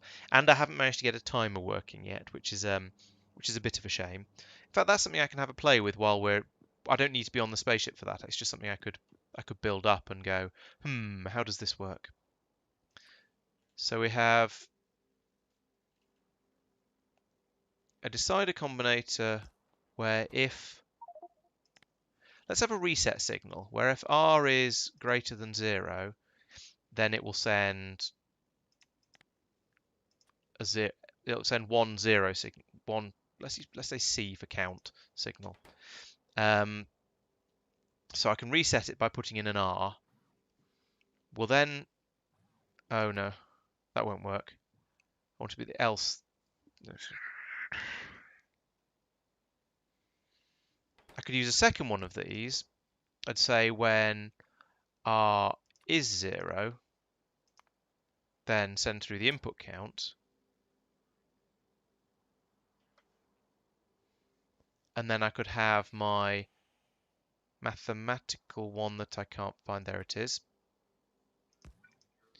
Saying take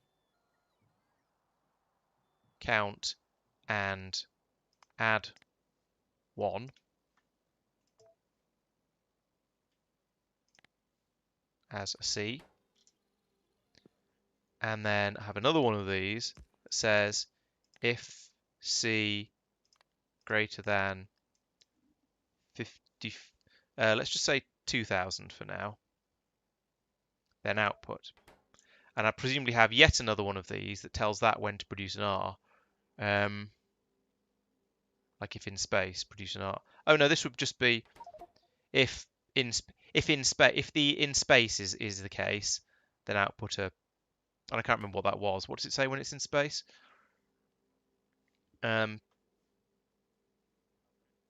Be speed or distance. Oh, it could be distance too. If distance to destination is greater than -2, is equal to -2, then it's landed, so I want the counter to run. If distance to destination is greater than -2, then we're landed, so I want count. No, it's the wrong way around. No, it's not. If we're in space, yeah, this is right. If our destination is greater than -2, then we're in space, so I want count to be held at 1. Else, if it is -2, then we're on the ground, so keep the count running. Okay, so now, and then this one says if more than 2000, then output 1 tick. That was a little bit complicated, but I believe it's right. So what I want to do now is put in one of these so I can mess with it and tell it where to think it is, which will be one of these set to, 1 will do for now. Then we wire it all up like this.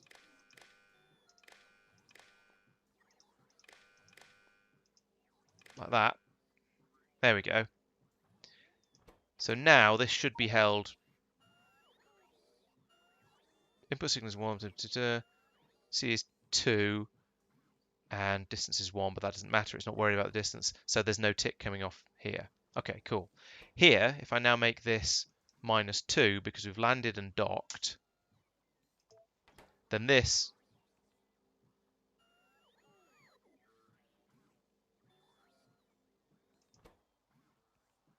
equals -2. So, oh, output, there we go, count on input 1. There we go, this is flickering, so this is counting.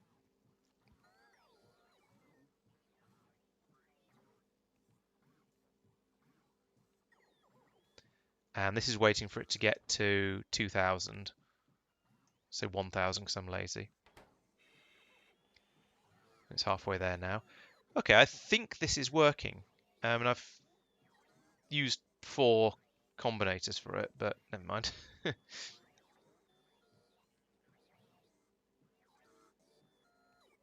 Ping. There we go. Right, that works. Excellent. So make that, actually you want that to be 54,000.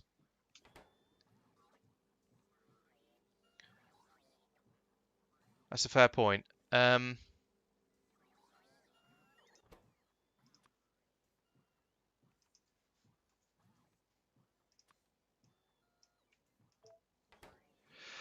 let's see, it was 15 minutes. So each, if it was 15 minutes, then 15 seconds. It almost doesn't matter, but yeah, let's set that to half for now. Let's just set it to. I'll just set it to 20,000, because 15 minutes is probably, well, I don't know. It was an arbitrary number that I picked, so we'll copy that. I said copy that. In fact, let's blueprint that and call it timer. I mean, call it timer. That's me put it in up there. That makes more sense. Is there a clock thing in here? And anything that looks remotely like a clock in these icons? That's a compass, which is almost close enough. That'll do. And I think I need the cable. I need the parts. Why is my inventory full of rubbish? No, not those. I need those. Oh yeah, that was something I realized I needed. I need to have a system that's going to make what do you call it? That recycles my life support packs while I'm while I'm on the space station. That'd be very useful to have, because at the moment there's just an infinite number or a huge number of the dead ones building up in one of these warehouses somewhere, I suspect, but I don't know where. So yeah, I should do that now that I've got a supply of coal and stuff up here. I don't need 3,000 of them at the moment. Let's just have 1,000.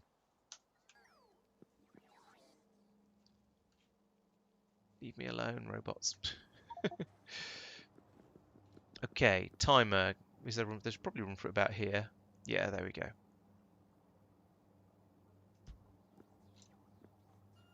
I need some construction bots. Right, there we go. How do I not have that when I just picked it all? Did I not pick it up because my inventory was full and I didn't see it lying on the floor because I'm a muppet? This is entirely possible. Where was I test? I don't even know where oh, there it is.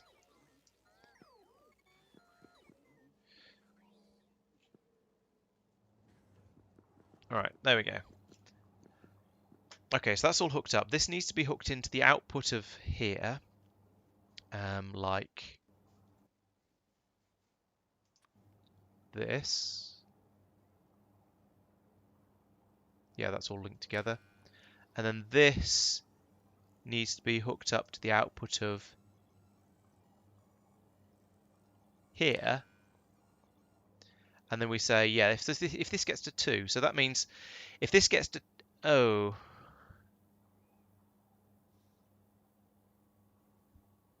wait.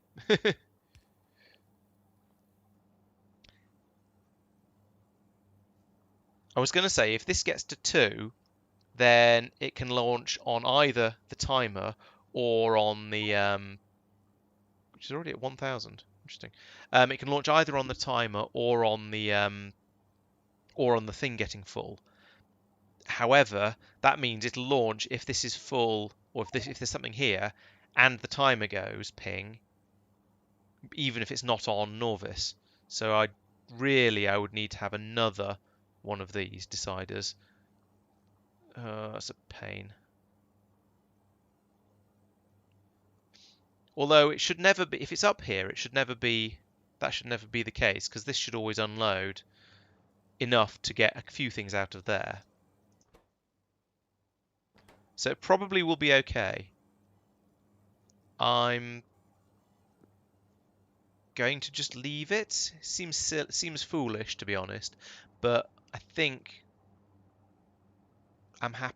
I'm happy to just trust it to probably work, and I'll fish it out of the sky when something goes wrong and it gets stuck in space or stuck in a cycle of landing and immediately launching again. But that shouldn't happen in theory.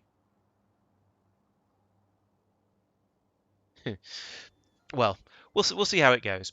But I think the timer thing is the main thing I wanted to implement here.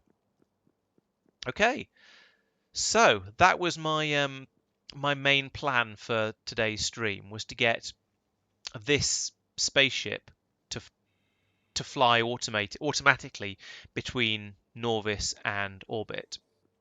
And I believe I'm there. Now, oh, I remember the other thing I was thinking of actually. I should put a roboport on here as well. That way, if any damage gets done to the front of the ship, it can be repaired automatically. So let's pull up a couple of those. Put in a roboport if I've got one, which I should. There's one. Can't put in a roboport, there isn't room. Great. There just isn't room anywhere because roboports are massive. I want those little ones we were playing with in space exploration on Monday that had a sort of a crappy coverage area but were significantly smaller. Okay, what I'm going to do is modify the front of my ship slightly. Where's my box of ship parts? Here's my box of ship parts.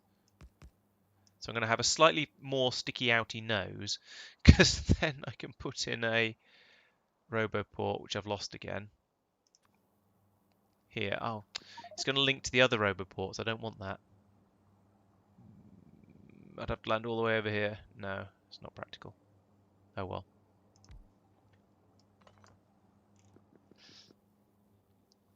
Then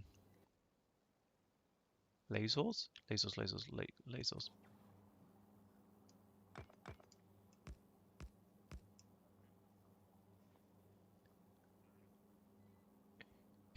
I'm asymmetrical again. Don't like that.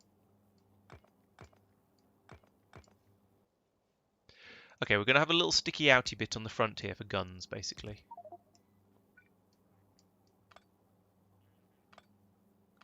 Where's the center? Hang on, did I make this? I did make. Yeah, oh yeah, I made this an odd number of squares wide, so there isn't any way to have a solid line of them. I'd have to do that.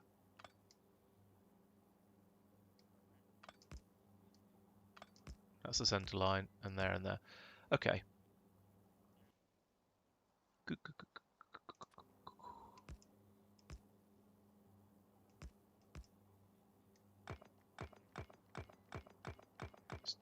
Trim. Right.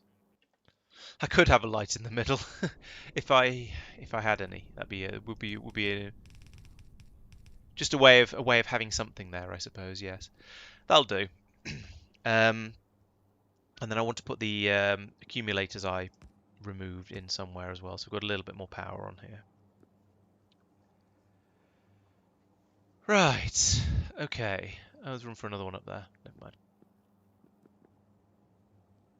How are you? How's your counting coming on? So that's got to almost 10,000.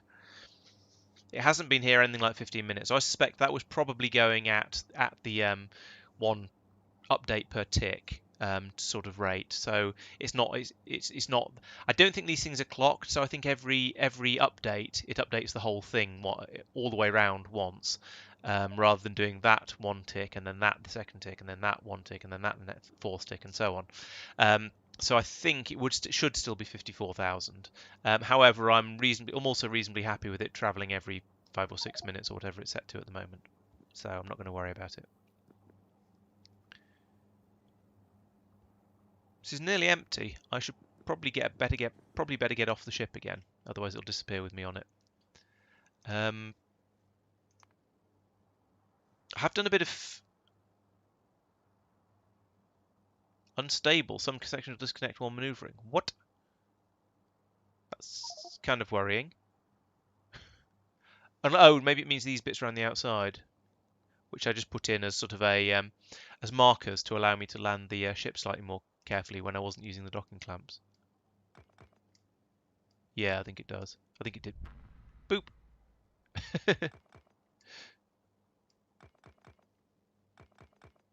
Well, it's gone. Let's have a look. So presumably it's going to be down here at the bottom. Yes, there's my ship, the Harking. And if I look at Nauvis, oh, it's landed already. Okay, that was pretty quick. So there's right. So this is the belt full of stuff that's always going to come through, as I was predicting, because so when the ship takes off, suddenly the signal that was being carried from the ship disappears. So the first belt's worth, so enough to go from here round to here, will just fill up again with whatever the ship was carrying or whatever was being demanded before. But I don't see that as really being a problem. It just means there's a few extra science packs, a few hundred extra science packs, and some extra little bits and pieces like that. I don't care about any of that. I don't think that's a problem. So we should find now that this is, yeah, this is reset because that was on 10,000 before it took off. I set the I set that to 20,000. So when this gets up to 20k, the ship should take off again and fly back to orbit. Let's keep an eye out for it and see if that does happen. But for now, I'm going to think about something else to think about because I'm not sure what's next. To be honest, probably the next thing. Well, I suppose there's a choice. There's a few choices. So I could build up a fleet of starships and start replacing all of these things. I could go back to the previous designs I was using, where I had one vehicle bringing up all of the things that come up from Nauvis. I don't really want to do that. That feels backwards to me. I think I don't want to do that. I'm probably going to stick with having a separate starship for each of the things that's being brought up. So I could start on the long and confuddling process of essentially turning all of these into starships of a similar design to the one I'm using at the moment, because this is exactly the same sort of thing. It's a hop from Nauvis up into space, and there's no reason why these couldn't be replaced with starships going to specific landing pads up on the space station, going to these sort of things, but with spaceship landing pads instead of these sort of landing pads. That would be fairly straightforward. I could certainly do that. I could do the same sort of thing, but for the more distant things. So I could have the beryllium coming in by starship, or the glass coming in by starship, all of those sort of things, and that's sort of tempting. However, I think I'd like to have ion drives before I do that. So let's see, are they a thing I need to research, and if so, how much? How do I? Ion, that's an antimatter engine. Where's not? Have I researched ion engines already? Maybe I have. I've certainly talked about them a lot as a thing I want to have.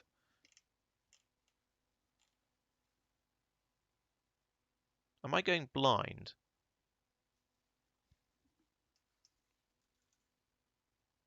Oh, there they are. I have researched them. Yeah, so I could make ion engines. I could get ion engines working and start to rig up an ion production system to go with those. So that might be quite a good way to a good way to go. Or I could start, and I think this is probably the one I'm going to go for because I kind of miss doing the sciencey things. I could start working on another science pack, so probably energy or material 3. So I think that's probably the way I'm going to go. Yes, I think Andrew. I think yes, I would do that. I think I'd want to fly out with a personal just a test ship to make sure everything's working and the ion drives work and find out how much stuff they get through just to make sure I've got sufficient fuel. So yes, I agree. That would definitely be a good idea. Anton, that's a good question. I don't know how many. I don't know how much science per minute I'm doing at the moment. Let's set one running and find out. Um, so let's set. I'm going to need these sooner or later. So this is 100 of them, um, and it's going about that quickly. So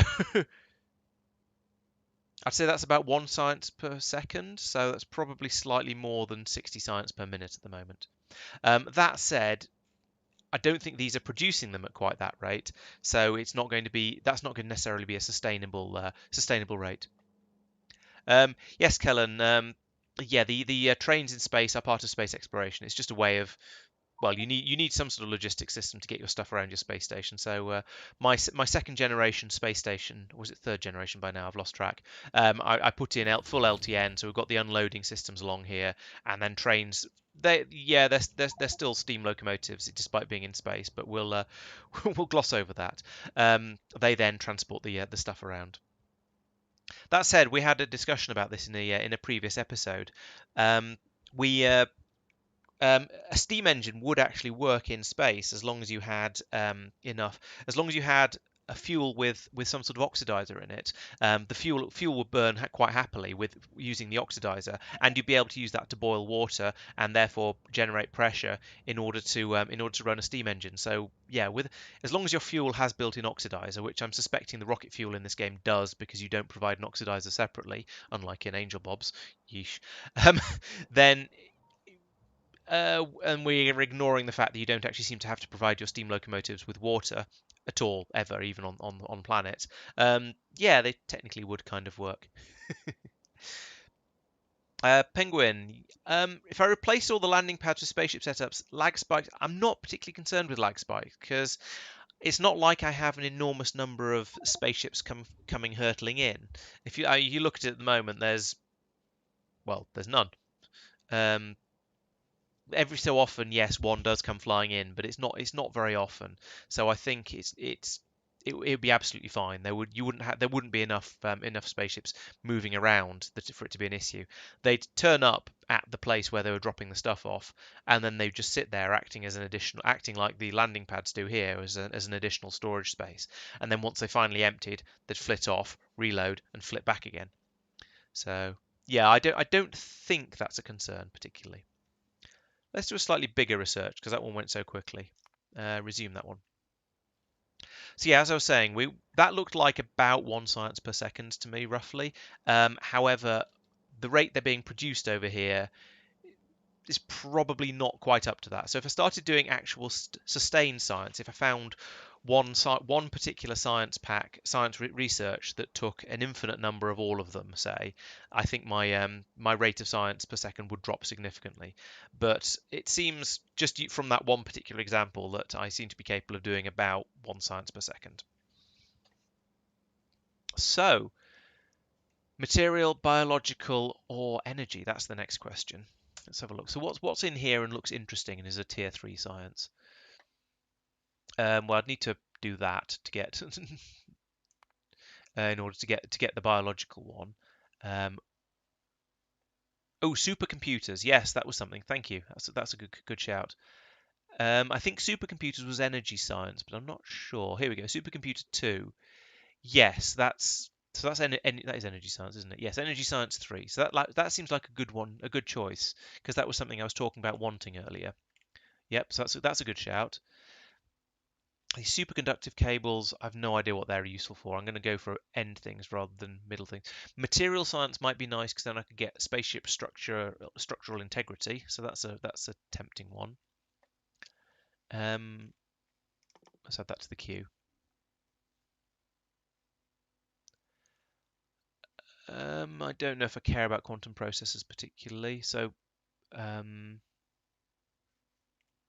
that I would like. Oh, that is a thing I could do. What do I need for that? Oh, I need quantum processors and supercomputers too for that. So I can, yeah, let's start working towards that one. Energy Science 3, because then I can get quantum processors, I can get supercomputer 2, and then I can get whatever it was I was just talking about. Oh yeah, the universal simulation. That'd be nice to have. So I'll get those three done. Then I think I'll probably do material so I can get better spaceship structural integrity. Although I may change my mind about that. I may decide I just want to go straight for supercomputer 3, which is that's material anyway and also biological. So it's going to be a little while until I get that. Okay, so energy 3, I don't seem to have a diagram for. Let me see if I can find one. Please hold.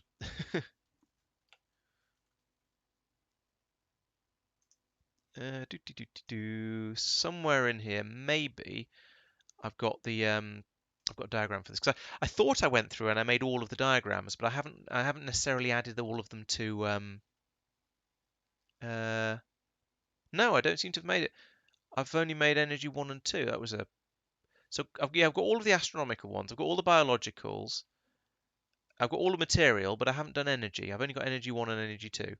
So energy 2 requires all of those things. That wasn't too bad though. Let's have a look at energy 3.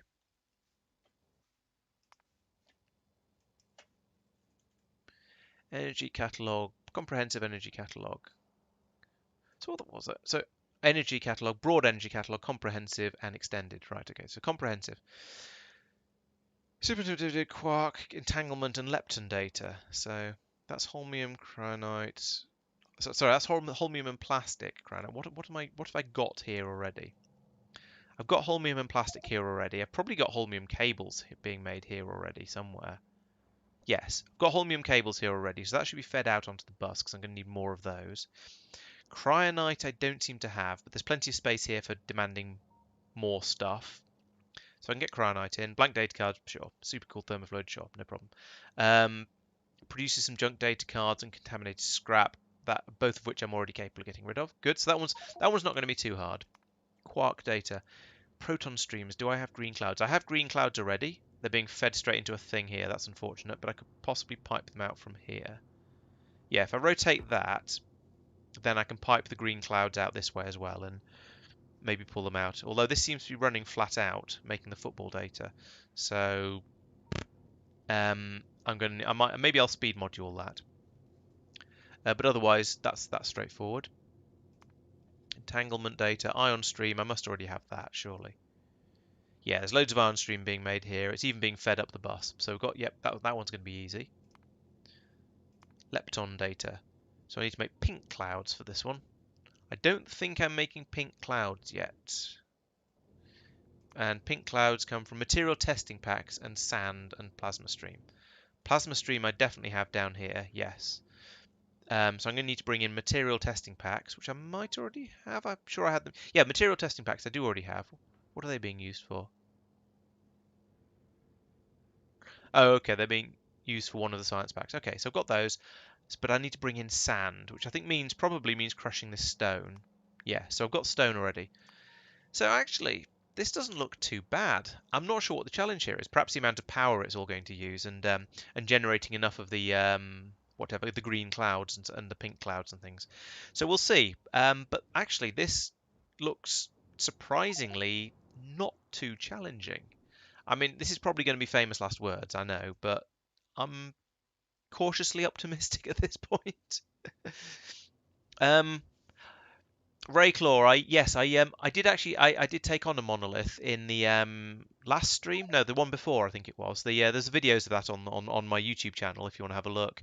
There's a summary video and also the VOD of the actual stream.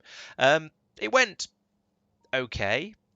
But yeah, perhaps taking a personal ship out with some defensive things and trying to take on all the monoliths around the solar system. That's probably quite a good way to do it. Ooh, there's a thought.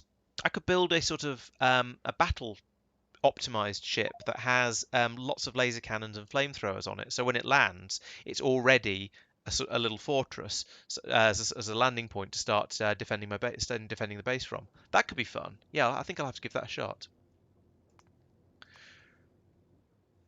Okay, let's get started on this. So in order to do this, I need an electromagnetics facility for that one, particle collider, more particle colliders, more particle colliders. Okay, so let's get some of those. Are you a particle collider? You look like a particle collider. Yes, you are. Okay, I'm going to empty some junk out of my inventory because I don't want that or that or that, or that or them or them.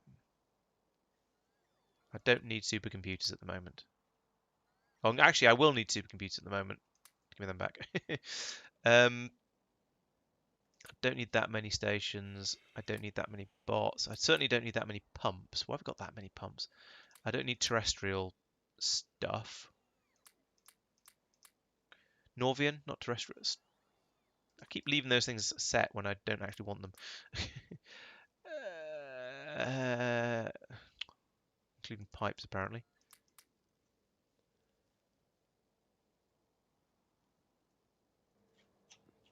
Is my spaceship here at the moment? Probably not. No. Okay, we'll just get rid of that then. Right, so I wanted those, the particle accelerators. I wanted the blue equivalent. Was it that one? I think it was those. What are you short of? Holmium cables. What are you short of? Holmium, yeah. That sounded like a spaceship arriving. It was! So that's the timer, presumably, because it's got that sort of little smattering of science we were expecting to see from it. So I'm just going to have a quick look at Nauvis. Now, yeah, this time the belt hasn't filled up. Well, not very much. Now it's only filling up with stuff we actually want, because that time all the stuff that was on there was already there. Does that make sense? Um, yeah, supercomputer. No, supercomputer 2 doesn't need material 3, but supercomputer 3 does. So supercomputer 2 just needs energy 3. Right, I'm going to head over there and just start building. Thwomp. I like that sound the ships make when they disappear. That's quite nice.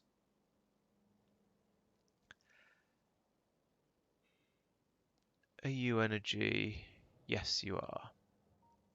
Okay, so the first thing I was going to need is cryonite. So let's program this up to deal with cryonite rods. And then we need to set this to minus 200 cryonites. Summon a train. Summon a train. Can has.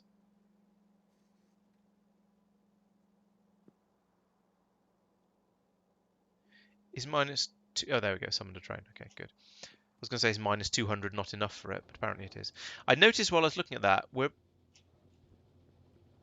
apparently are we occasionally short of electricity? Always short of electricity? It looks like yeah, that's peaking. The production is not quite high enough. It's very nearly high enough, but not quite. So, time for a bit of a redesign down here.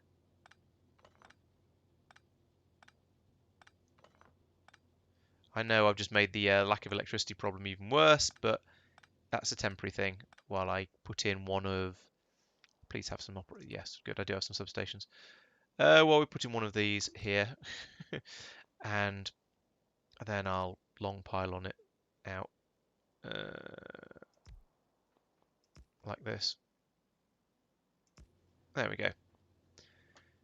Now, ooh, let's do this by bot. Do I have bots at the moment? I think I have bots at the moment. In fact, let's just start again with this completely.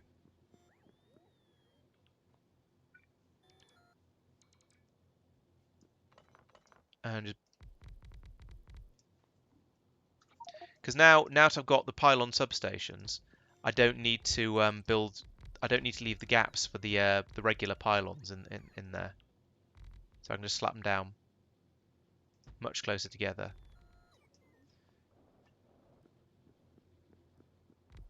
And that should boost the power production nicely, I think. It's only going to be a slight increase, come think of it, but it's 257 instead of 220. That's not quite as much of a boost as I was going for. Let's put in another 2 rows of them. Let's make that bigger if I can find my numpad. There it is.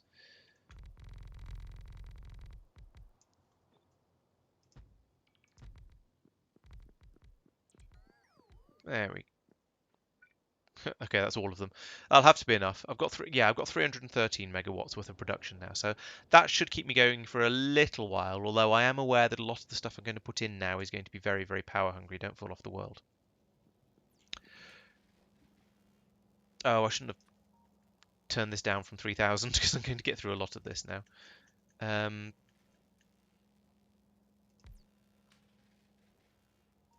Like that. Oh. Okay, well let's see how far I can get with this. So the first one with the comprehensive scale, the superconductivity requires holmium cables which are coming along the bus, or will be coming along the bus in a minute, and cryonite rods which will also be on the bus in a minute, and blank data cards of course. And we need electromagnetic facilities, and there's lots of outputs to deal with. So there's 3 input and fluid. So I need to leave room for all of that. And it was a particle accelerator, wasn't it? Yes. So we need a blue thing, put it there. We have the 2 input belts, like that and that. We have an input fluid, like that. And we tell this to... What? Have I got the wrong... Is it not a particle accelerator for this? No, it's an EM facility. Ah! Didn't bring any of those. Okay. Never mind, let's do one of the other ones. Quark data. So that requires the green clouds and in a particle collider. Oh, that's nice and easy. Particle collider I did bring. All that requires on the input is memory cards, which are coming up. These are memory cards, aren't they? Or is that plastic? Yes, that's memory cards. Good.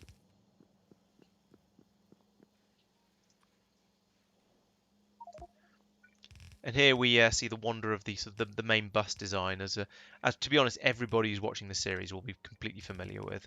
But it just makes it so easy to bring all these extra things up like this.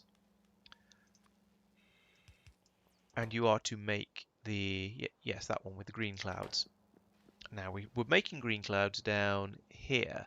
And if I rotate this like so, then we've still got the orange clouds going in the bottom here, but we can get the green ones out here.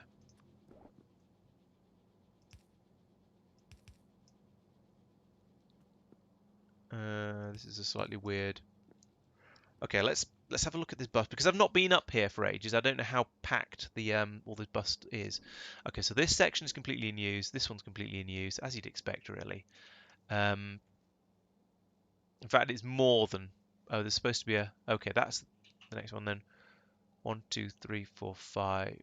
So we've got cryonite coming all the way up here. Then 1, 2, 3, 4, 5. Okay, so I can bring them all the way out to here and bring them up on the other side of this belt. Okay, that's not too bad. I can manage that.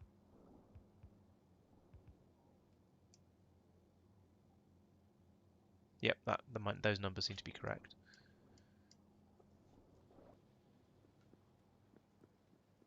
Oh. So break that there, do that, and then underground like that.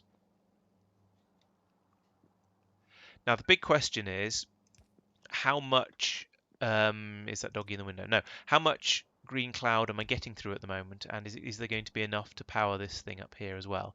The answer is almost certainly not, because it's never that easy.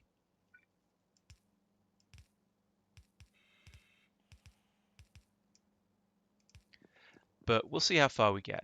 Okay, so I'm messing with pipes again, so let's make another one of each of these. I think this is probably going to be a 9. Maybe, yeah, but I think it's going to be a 9. Nope, it's going to be a 7 and then a 1. Oh well. And 2 1s rather. Boop, boop. Right, there's my green clouds. We're going to need some power up here, so let's drop in one of these. Might as well put it here, I think. In fact, but let's just drop a second one there out of laziness. And then we need an inserter. What does this produce? This produces junk data cards. So on the output... Oh, and I need to put in very, very cold thermofluid over here as well. Nearly forgot that. So we're going to have a splitter take away the junk data cards. Junk data cards are being here. Yeah, junk data cards to the left. Right. Okay.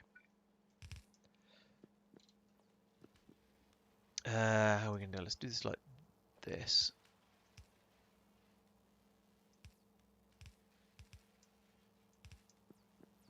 Where does it? So which one does it require? That's the super chilled one, which is this one.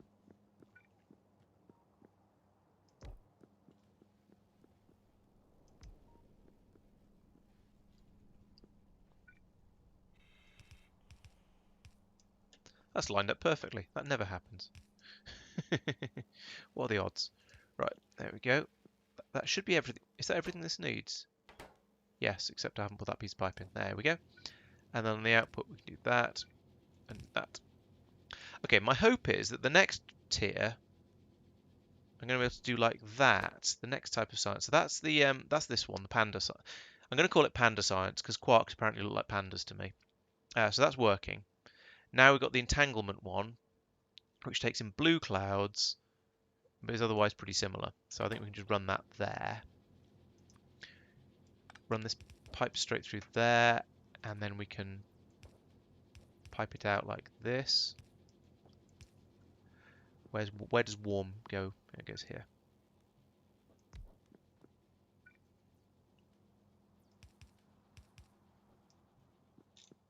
I think I'm just going to do like that. And I could use these threes, I suppose. Save a little bit of resources. And the advantage of this, it gets two of my data packs straight onto one belt, straight off without any faffing around.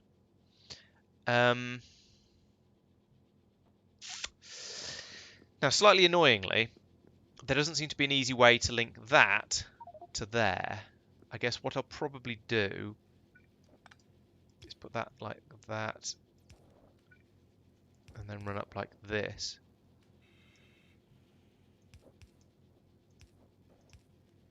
Now this is okay. The only problem is when I come along to put in additional machines, because I realise that these two aren't fast enough, it's going to be a bit of a faff to make it bigger, to expand it.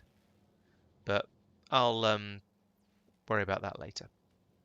Okay, so the next thing I need is more blue clouds, which are being made here, and are conveniently on a sort of bus thing. It's a bus that consists entirely of underground pipes so far, which is not the most efficient way to travel. Oh, all right. From here, we'll switch over to the proper way. These, in fact, like that. In fact, could I do that bit down here? I probably could. Could do that. And then that. And that'll allow me to switch over from, oops, here to generally being a little bit more efficient with my pipes. Because these 15 long ones are much cheaper to build than the equivalent number of normal pipes would be. Than the equivalent length would be in normal pipes, rather. So I can do that. Yeah, I feel better about that. Then let's use that 5 I made earlier to go here. No, that's too long. This is only going to want to be from to here. Oh, let's just use normal pipes for that. It's not very far. A 4 I don't mind so much about. Okay, you've got everything except memory cards.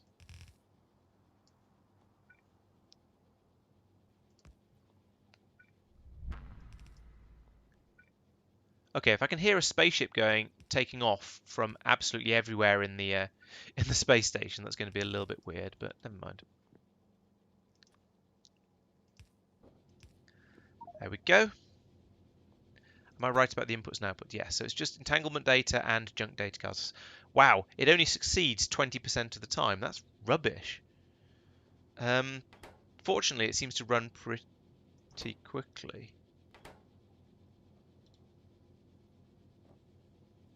Oh, there's one that actually worked.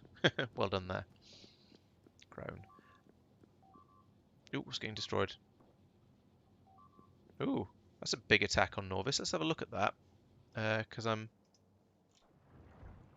Oh, it's because the artillery train's turned up again, so there's a bit of a beating happening. Come on, bots, repair each other. I think they've done a little bit of repairing. I should probably... What's... Oh, they've wrecked an inserter there. There we go. What I should probably do here is come along and extend this out into the sea to about here, so we can get the old sort of attack coming in from two directions. Because as it is, there's only two of these turrets really attacking quite a lot of the biters as they come in. It's sort of nice to know that the theory behind having the artillery thing on the back of the ammo train does kind of work in that it keeps coming out here and doing and just wrecking more biters. Just there's quite a lot of biters out here, so it's going to be attacking all of these ones, and they're going to continue to just pour around the top of this inlet. But never mind. I think the system is capable of sticking up for itself. Unlike here, well, I say unlike. This is a little bit problematic is too strong a word, but it's getting through quite a lot of it's produced rather a lot of dodgy data cards already. Okay, so let's have a look at the third part, the fourth part of one of these, since I couldn't do the first one. Lepton data is pink cloud, so that's a new thing that I'm going to need to make. And then just blank data cards in another particle accelerator. So they're made from particle right, okay, so that does require the particle accelerator. However, this is going to require a lot more of the space platform scaffold, so I'm going to need to go back and get some more of that. And yeah, I'm going to need a couple of each of these. Let's get rid of one of those. And some of those. For all of those. I don't need any of this.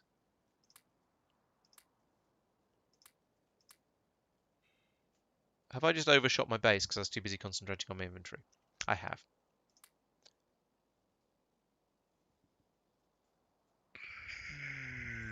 Bop. Make it so, my little peons. Okay, so the things I actually required for this, have I got my... I've only got... Drop that to 1,000. Let's put that back up to 3,000 because 1,000 never goes far enough. And I've got the space for it in my inventory now. Ooh, actually, let's be nice to the bots and let them just fill me up from wherever it is, wherever the stuff is at the moment. Or is it over there now? Okay, so I need the other blue ones of these buildings. No, I never bothered making the non-substation pylons. There didn't seem to be much point really. 3 of those is probably going to be enough for now. Maybe 5. Yeah, I just thought I'd just go straight in with the full size ones because now once you got to the point where you're making these things, they're sort of cheap enough that it kind of doesn't matter. At least that's the way I look at it. And you may disagree, but I think it's like using the filter stack inserters everywhere where I need a stack inserter.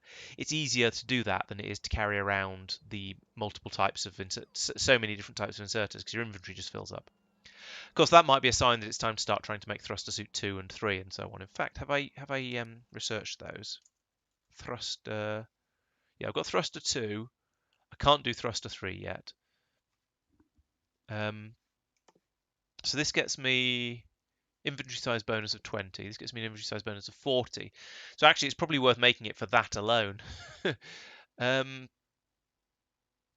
can't do it up here in space because I'll suffocate. That was a good point. Why am I carrying big power poles? I'm carrying them because I just use them on the ground, I guess, mostly. Yeah, no good reason. Oh, and occasionally they're nice for just wiring things up when I don't actually want to. I know this goes against what I just said, but when I don't want to, the expense of putting a pylon substation down. It's just yeah, I'm not very logical sometimes, I'm afraid.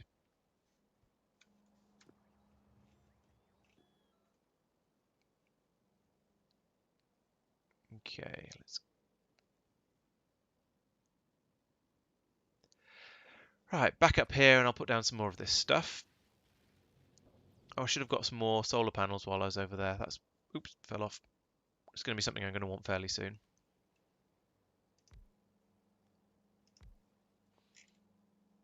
Right, so that was... Let's do the easy one first. Superconductivity data. All this is stuff that's just coming in on the bus. There's two more things. Yeah, so if I put this, if I put another belt here, and I just use this area a little. Actually, I'd probably, yeah, squeeze it in like that. What am I trying to do here? I'm trying to do this. There we go. Now when I put my EM facility in there,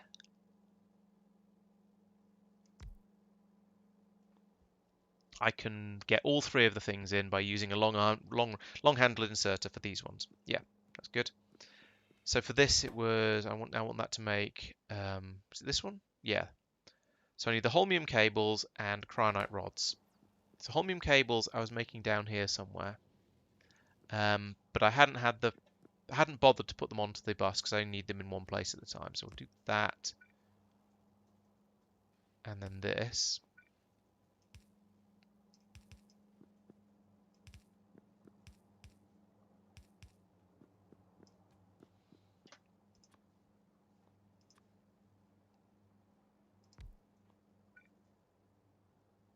And then this. Oh, I need that to be an extra one wide. Because this is going to be the next layer of the bus because I've filled it with the final thing was the green clouds. That's mildly annoying. This is going to be in the way. I'll just have to go around that bit and then get back into the right place. But that's okay, I can deal with that. What? No. That way.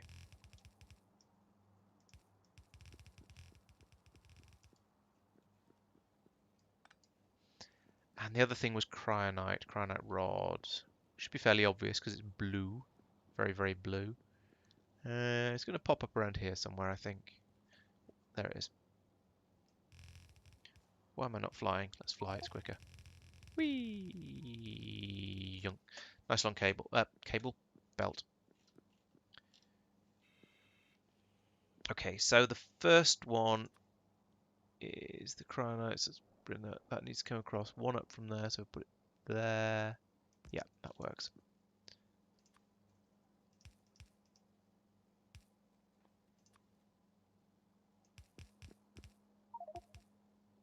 Boosh! Lined up perfectly. What are the chances? Then here, this comes across from there. No, that's wrong. From there, like that. There we go. And then we have the coolant, which one is this? Super chill again. So it's you.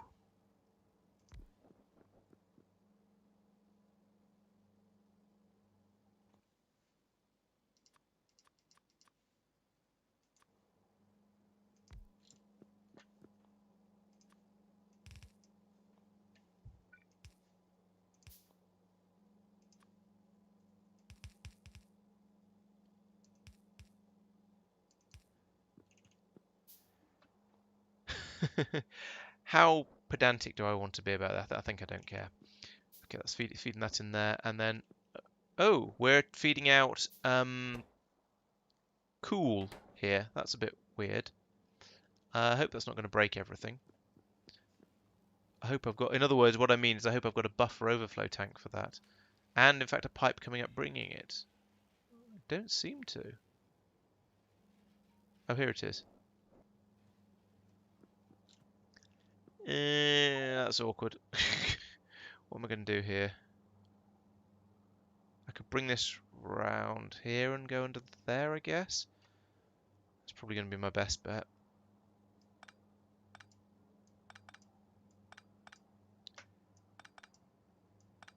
Drop it onto that belt. So this can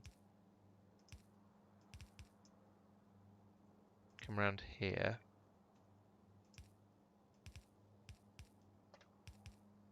Like that. And that means I can then pass that underneath there. Yeah, so this is going up in a place where it shouldn't be going up, basically. That's why there's a... That's why it's sort of difficult and funny. This is me not doing my bus systems properly, because I'm apparently naughty. And it just makes things difficult when you come back to do things later. So it's always one of those things where you go, oh, I'll be lazy and I won't respect the bus system properly, and then it'll always come back and bite you in the end, because we do bus styles for a reason, and apparently I just didn't here. So this is going to be a faff and a pain to try and get this, to try and wind this up here.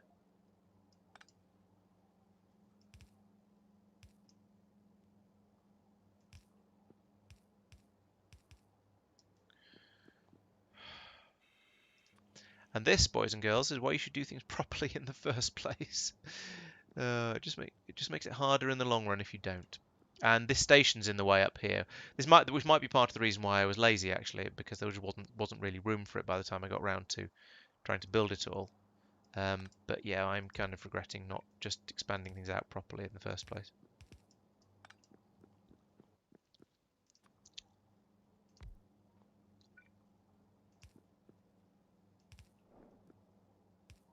Will that reach? It will. Success. Maybe once I get past here, I should move it all the way out to over here, but I'm not sure it's worth it at that point. But that might be me being lazy again and not doing things properly. I could do, actually, yeah. Adding on the right would also make sense. It as long as I'm not trying to bring stuff up from the bottom. There's a fair amount of space over there. Or at least there's potentially infinite space over there. Or at least once I get up this far. Yeah, that's probably a good shout, really. But yeah, I might do that.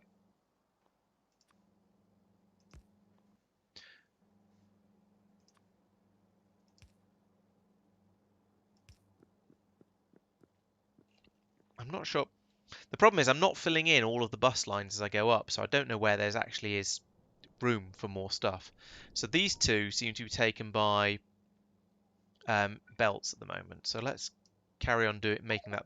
Let's carry on doing that the same way. So we want here,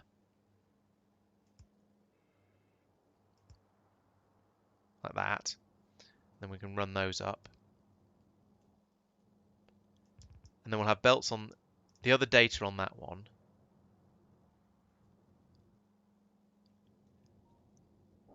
There's orange clouds coming up here, but there's nothing on this one. I could bring it over to here without feeling too guilty, I think.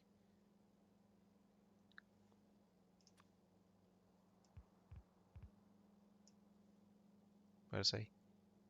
Here, wasn't it? Yeah. Hi Mux, I'm working on Energy Science 3 at the moment, so these two I slapped in fairly quickly. They're making the Panda data and Spiral data, and now I'm making Lightning Bolt, 3-fork Lightning Bolt rather than the 2-fork Lightning Bolt I was making before. I'm also making a mess, but that's fairly standard.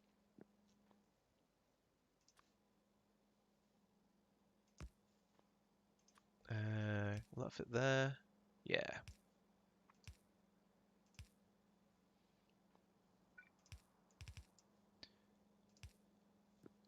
And corner. What? Oh, balls. I've probably put two machines adjacent to each other again, and it's causing issues. It must be at least down in here, because that's the only place I'm using these things. Yeah, here we go. This is the problem.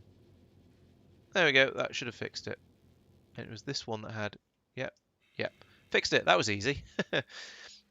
I've learned from my previous screw-ups how to find my screw-ups and therefore how to fix them reasonably quickly and easily. Kellen, yes, I could do robots, but in space and on other planets, you get robot interference, which means that robots get knocked out of the sky quite frequently. Basically, anytime there's a robot flying around, there's a fairly high chance it'll get knocked out, or there's a chance it'll get knocked out of the sky. If you look here, you can see the how much robot interference there is. So on Nauvis, it's 1. Up here in space, Nauvis orbit, it's 6.8. All of the other planets I've gone to for getting resources are about 10. So if you start using robots on these ones, you just find they drop out the space out of the sky all the time, and you spend all of your time trying to keep your robots repaired, basically, or keep your supply of robots up. So I decided it was better to be honest, just use belts instead. And to be honest, I prefer using belts. I feel they're a bit more Factorio-y. Um, I'm not going to say that using anything else feels like cheating or anything like that, because I certainly don't. I do use bots for logistics, and occasionally when there's something particularly awkward, I'll use them for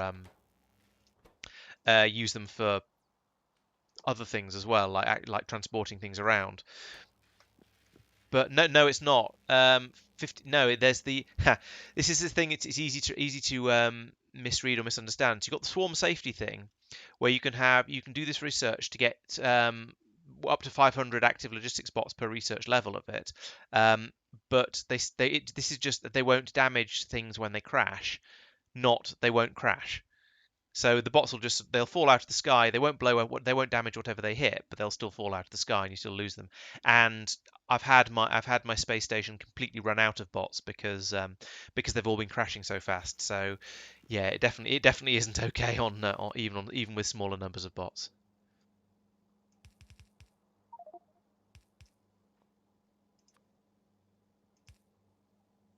That belt's going the wrong way. Silly mistake to make. Oh, 50, are you sure? Because I'm pretty sure I've basically had my system run out of bots because there's been so many falling out of the sky and crashing when I've had relatively low numbers of them. I have to admit I'm not 100% certain of this, but oh, okay. All right. I'm being Kellen. I'm being corrected on the YouTube chat. Apparently, you can never get the crashing bots will never go below 50 per logistics cell. Um, I suppose, yeah. I guess that means I could do that.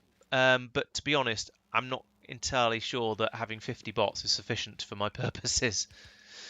Um, at that point, the amount of stuff that flows through 50 bots wouldn't be remotely enough for this sort of factory. So yeah, belts and pipes it is.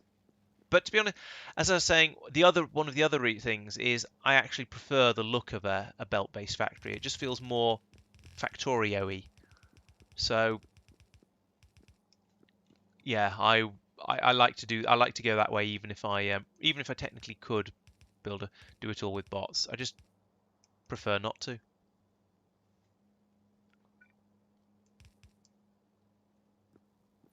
Right, where's the belt for the contaminated scrap?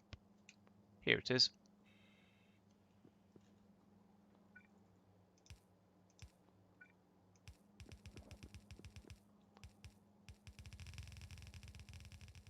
Yeah, and I was the same even playing vanilla. When I didn't need to worry about bots crashing, I just prefer the look and feel of a belt-based factory. So I would tend to just stick with those.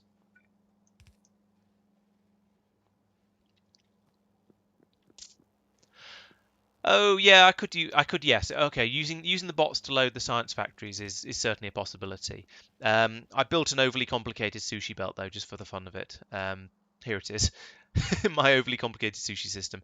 It's kind of wasted at the moment, given that there's only actually 2 science labs running, so I could just have the belts run straight up to them. But I'd built it before I put the speed modules and the productivity modules in, so it was better at that point. Then I went in and had a big upgrade, so I stopped. There's now only 2 of these running, but I don't know. I think the sushi belt looks cool, so that's as good as a good enough reason for me to keep it for me to keep it running. Right, 1, 2, 3, 3 working. I say 3 working. There aren't very many of those, but the proof of concept is working. Actually, that looks like few enough that maybe it's just a Oh, that's why. Okay. That's in the wrong place. Whoop. Yes, I agree. Actually, yeah, having the pipes visible also, I think, adds quite a lot to the base. Or at least having them visible along the bus, like along the bus as I do here. I think it just it just feels nice. It makes it really nice and obvious where everything's going as well. Which is this one. Okay. And yeah, and being able to see all of the things on your bus as they're flowing up makes it really easy to spot where there's any sort of any shortages going on as well, which is nice. I'm holding a load of junk data cards that I want to get rid of. Put them in here. And a load of wibbly science that I also want to get rid of at some point. Okay, let's see how this runs and what sort of rate I get through here, and then I'll decide whether I need to put more machines in. Okay, so for the final one of these science packs, this has been surprisingly easy so far. I suspect throughput is going to be an issue, and maybe the amount of energy that it uses is going to be an issue, but so far it's actually been pretty easy. So it's the lepton data, which requires particle stream, and that's done in one of these. So let's put the machine in first, just so I remember. So I'm going to put that here, and again for the same reason, so it can just dump straight out onto this into this area. Now this is going to be awkward with the coolant output because this is outputting the warm stuff. And I've run out of space to run that out over here, but I'll find a way. Oh, and this has got all three inputs. Maybe I'll just have 3 pipes running across the top of here. That might be the best way to do it. It does also require memory cards though, so we're going to need to have a belt coming in there from there.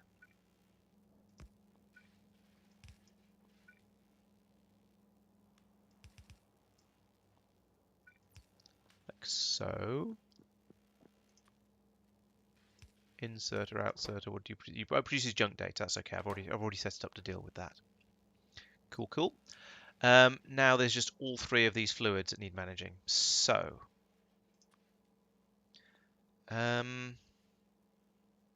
this is going to come in from up here somewhere already.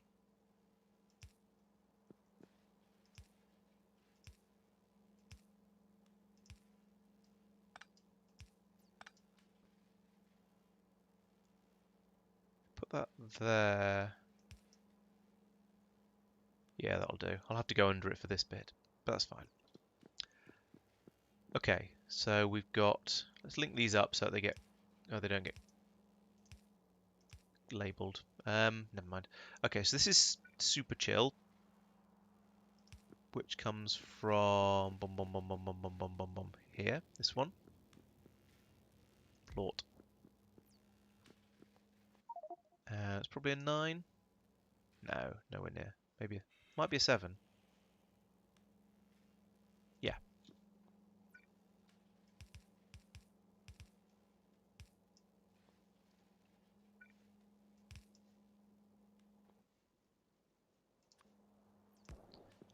There we go. That's the cool in, and then this actually might be useful if I need any of the chilled things for the next level of the previous stage of the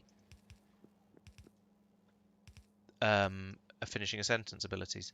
I definitely need to upgrade that a bit.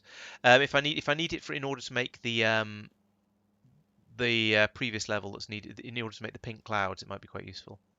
We shall see.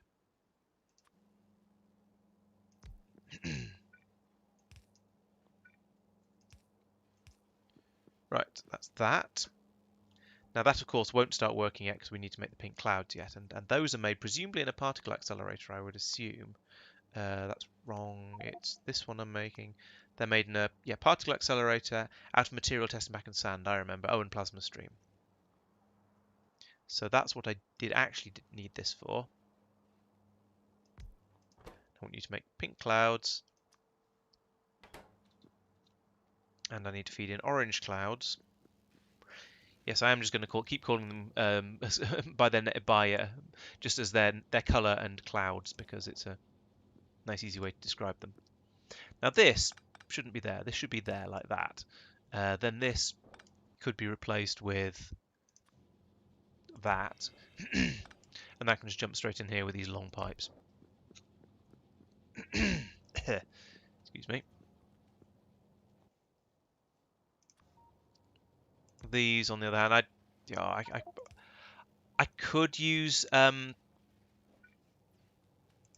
underground belts there. No, in fact, I probably should have used underground belts there, but I'm not gonna. Oh, I thought this was clear and available for use. Apparently, it's not. That's slightly annoying. I guess I won't be bringing that one up there then. Single. There we go.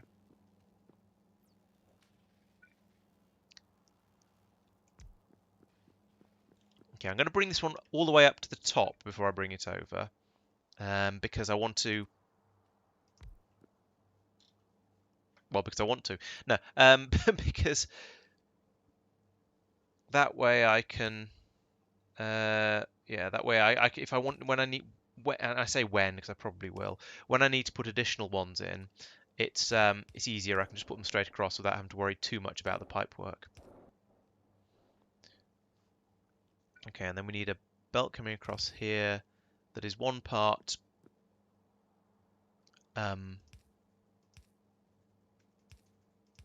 material science testing pack and one part sand that's going to come from some assembly machines up here, and then I'm basically done. This hasn't been too bad at all. I've run out of thing. Okay, apart from that, it's not been too bad. So, material science packs. Are they? I mean, I assume they're just. Yeah, there they are. Oop. Oh dear. No, no. The just drag and it'll put down more or less what you want thing with belts is very handy. Except when there's one of those in the way and it just doesn't work.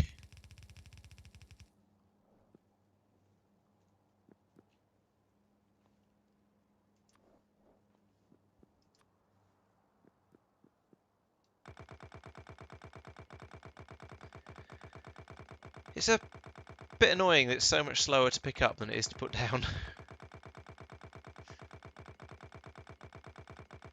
It takes this long to pick it all up, as you can see.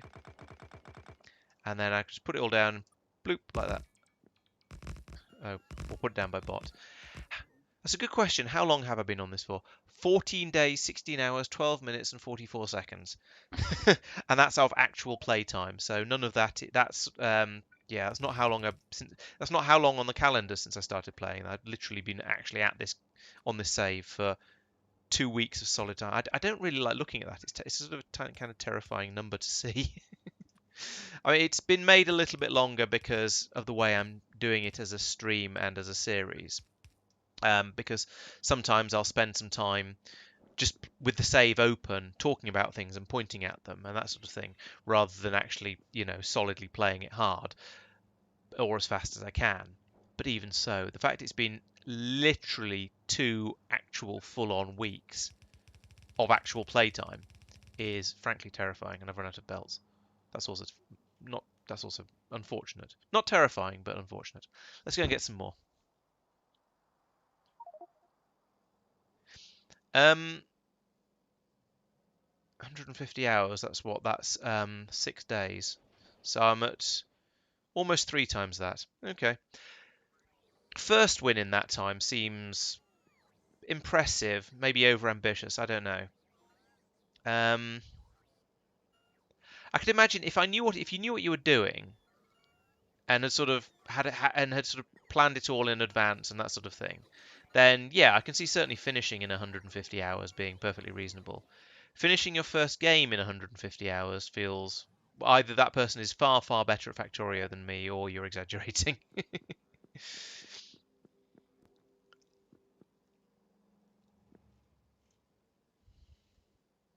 Right, let's see if I can get that bit finished off now.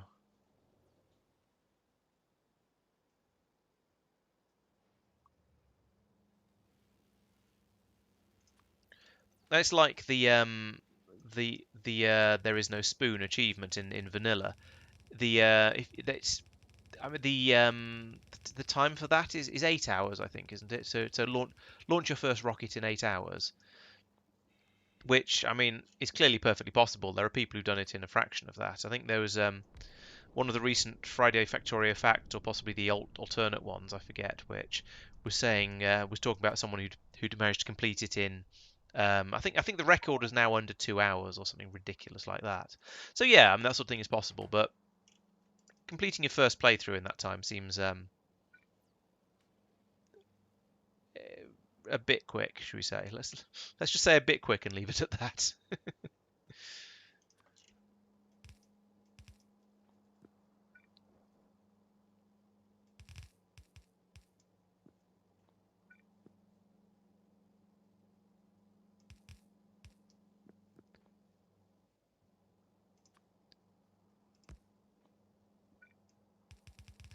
Oh right, yeah. And if you do all of your thinking in the editor and don't, I mean, I have to admit, actually, I've done a little bit of that myself. But yeah, if you do all of your planning in somewhere that isn't where the time isn't being counted, then yeah, I'm sure you can easily, in inverted commas, do the game much more quickly. But and it's I'm not going to say it's cheating because I don't see anything wrong with playing the game that way. It's just it's playing by different rules essentially. You're almost playing a different game at that point. That's yeah, it's not the yeah. If you're doing something like that, then it's a different achievement, I guess. Essentially, is what I'm trying to say. I don't think it counts in quite the same category, even if the achievement system probably can't tell the difference.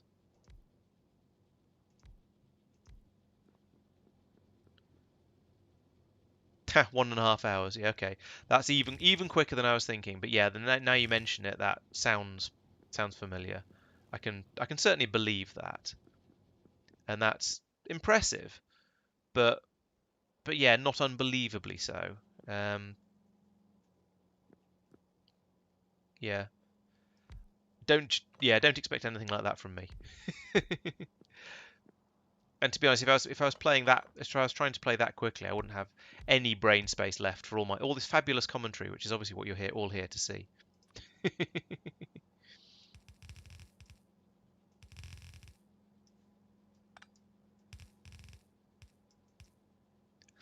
Right, let's do catalog 3. Ooh, exciting. Once again, we need the coolants. So um, now, oh yeah, they are just wide enough that you can get away with doing this and still have room for the inserters. Goodness for that.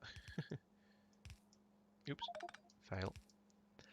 Also, I'd need to learn to click a bit more accurately, so I'll stop making silly little mistakes like that every time I put pipes down and things. And probably make much better use of blueprints and bots as well for doing all the drudge work rather than building all these things by hand, as I seem to do quite a lot of the time.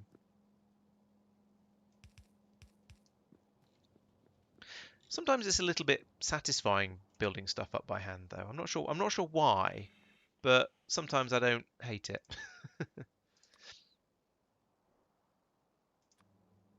I guess it's because I spent quite a bit of time doing the earlier parts of the build where I'm thinking quite hard. So now to have a bit where I'm just doing something that's a bit more rote and repetitive and I don't really need to think about, it makes it's a nice change rather than being boring.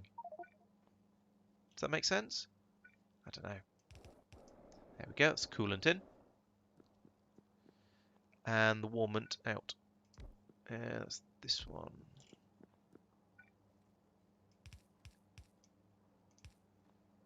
Hot stuff. Well, room temperature. Okay, so what we're going to get as outputs from here, just the things I actually want. Good. And then longs like that.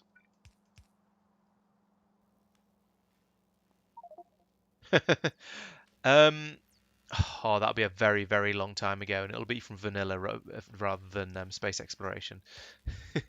I've been playing Factorio for quite a long time. I mean, I know it's not much compared to some people, but I've got sort of 1600 hours of it under my belt now. So yeah, I've been playing for a while. No. What on earth was that? And it'll have been when I started building mega bases in vanilla and just putting down when you put down your first smeltery that takes in what something like let's just say double figures of blue belts. At that point, you're definitely going to have put down more stuff by bot than you are by hand, because anything else would be absolutely ridiculous. I don't have that level of patience, not by a long shot.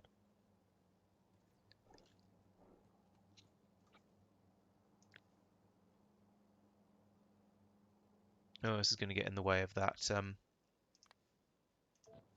other belt again. Oh well, never mind. Right, so that goes there. Right, it goes there. I'll do. No, don't bother with any of this. Oh, it is bothering with all of this. Oh, I'm going to have to put it over the top of it again, and it'll just replace all the stuff I just picked up, like that.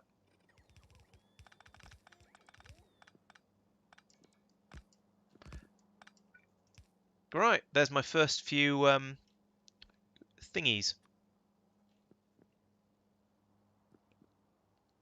What's the word I'm looking for? Space science catalogs. No, energy 3 catalogs. That's what I was trying to say. So these all need reprogramming, of course, because they're on catalog 2. So catalog 3, zoop, zoop, and these should all have, yes, they've got the filter set so they don't pick up too much stuff. And this is a pickup station, so I don't need to change that. Good. That's all done. That is now working, as you can see by the fact that 5, 4, 6 numbers. 6 of these have come through. You can tell that this is actually now working. It is now very much a throughput issue that is that needs investigation. So, what are we shortest of? The ones that are on the outside of this belt. So that's these ones. These are very much in a short supply. Why is that? That's running flat out. So it's this machine that is the current shortage. Okay, so let's put in some more of that. And I could speed module it or something like that, but I'm not going to.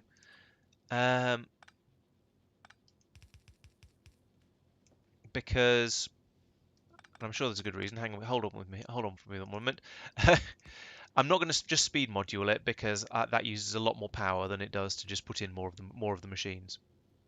So put that there. In fact, this is the sort of thing that bots are good for. Let's just design this so it is bot friendly. There we go.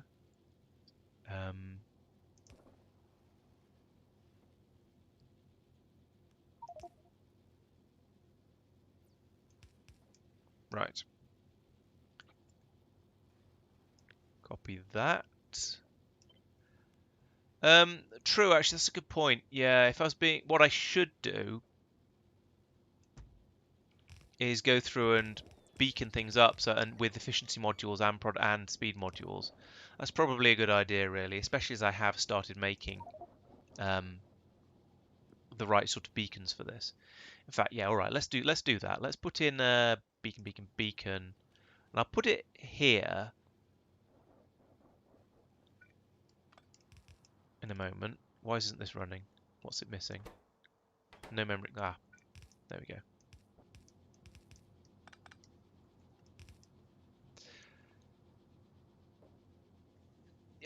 Yes, I do have efficiency 6 unlocked, and I've made a few of them, I think. But basically, I'm not using efficiency 6 generally because I just haven't bothered mostly.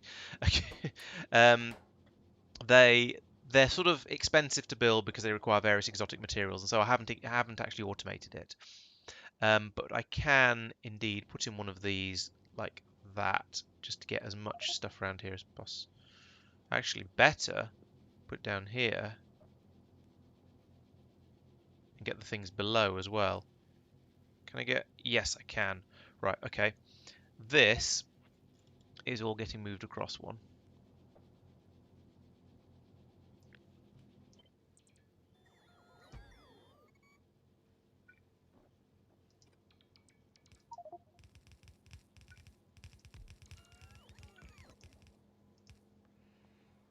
then I can squeeze that bacon in. Where is it? There it is. Nope, that one. That one. In here, and that will cover. Yeah, most. In fact, that covers most of the data cards for this next science. That's good. Okay, let's give it. That wasn't what I meant to do. Something like that, and then I can specifically you and you. I want to run faster. Why are you not running now? You've not got any pink clouds. There we go.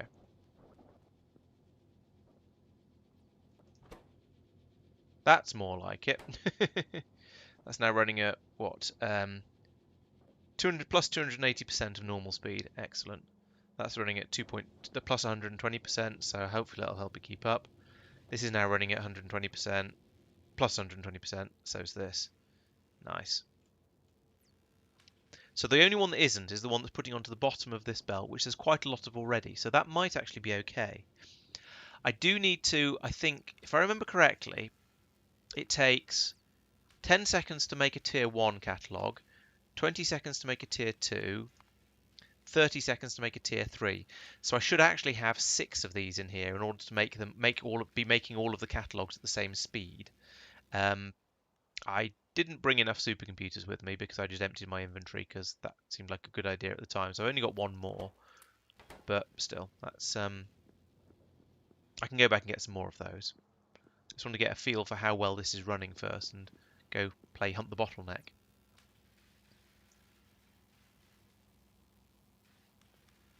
And this seems to be, I mean, it's okay for the number of machines I've got going at the moment. But when I double the number of supercomputers, it might be a little bit less happy. I suppose the other possibility is to stick in another beacon up here, but I think at this point I'm happy using normal just putting more computers.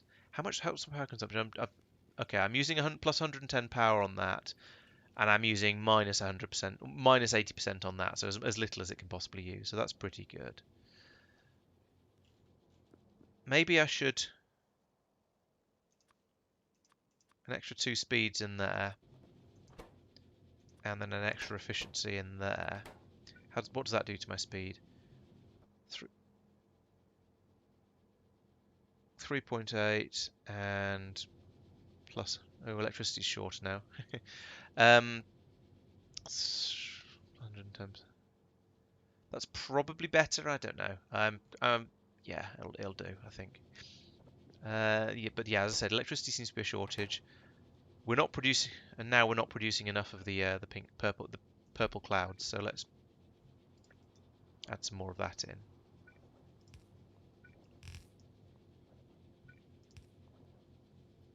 There we go. I think. Oh.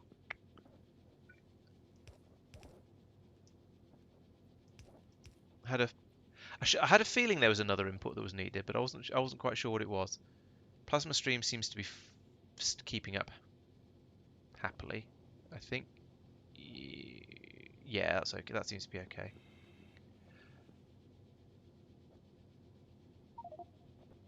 Okay, reasonably happy with that for now, I think. This is still building up a bit of a backlog. Let's go and get some more solar panels and more supercomputers. I suppose, yeah, maybe building more effective efficiency modules would be a good idea, because then I could just go around slapping them in everything, and it would massively reduce the amount of power everything is using. But I would need to go through and build them at this point. So, and that's a thing I should probably do, to be honest. My VAT has failed. Why has that failed? I'll go and find out in a minute. Where are supercomputers being made? Because I don't really want to set up a standing order for supercomputers, because I just end up getting my inventory filled up with them when I don't want them. I suppose I could set one up and then turn it off again afterwards. Been here, weren't they? Supercomputers. I don't actually need 10, come think of it. Five more will be plenty. Right, why are you not working? Why are you not building these things? Because you've run out of money. Bloody mirrors again. I haven't automated the loading of mirrors for these. I probably should, but I haven't. So I need to come over here and go, can has mirrors? and then fly back with them manually, which is a bit of a nonsense, but it's what I'm doing at the moment. So yeah. This box. Right, so that'll produce some more of those for me. So now this is essentially working. I've got the catalog threes being produced at a fairly slow rate. It is admittedly fairly slow. So I've got 47 of them so far, and I need to have about a bajillion of them before a train will come and pick them up. Where a bajillion is about 2.2 thousand. So it's going to be a long time until I've got enough of those. But in the meantime, one thing I can do is come over here and fit the next stage of get this set up and get it ready to start working. So I can actually start producing the Science Pack 3s from there, and then I can start getting those moved over. Don't tell me. This one also requires those mirrors. Yes, it does.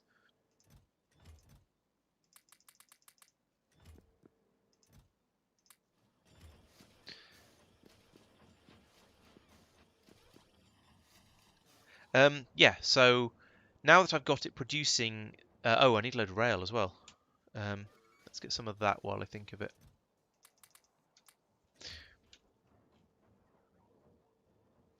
So, what was I saying?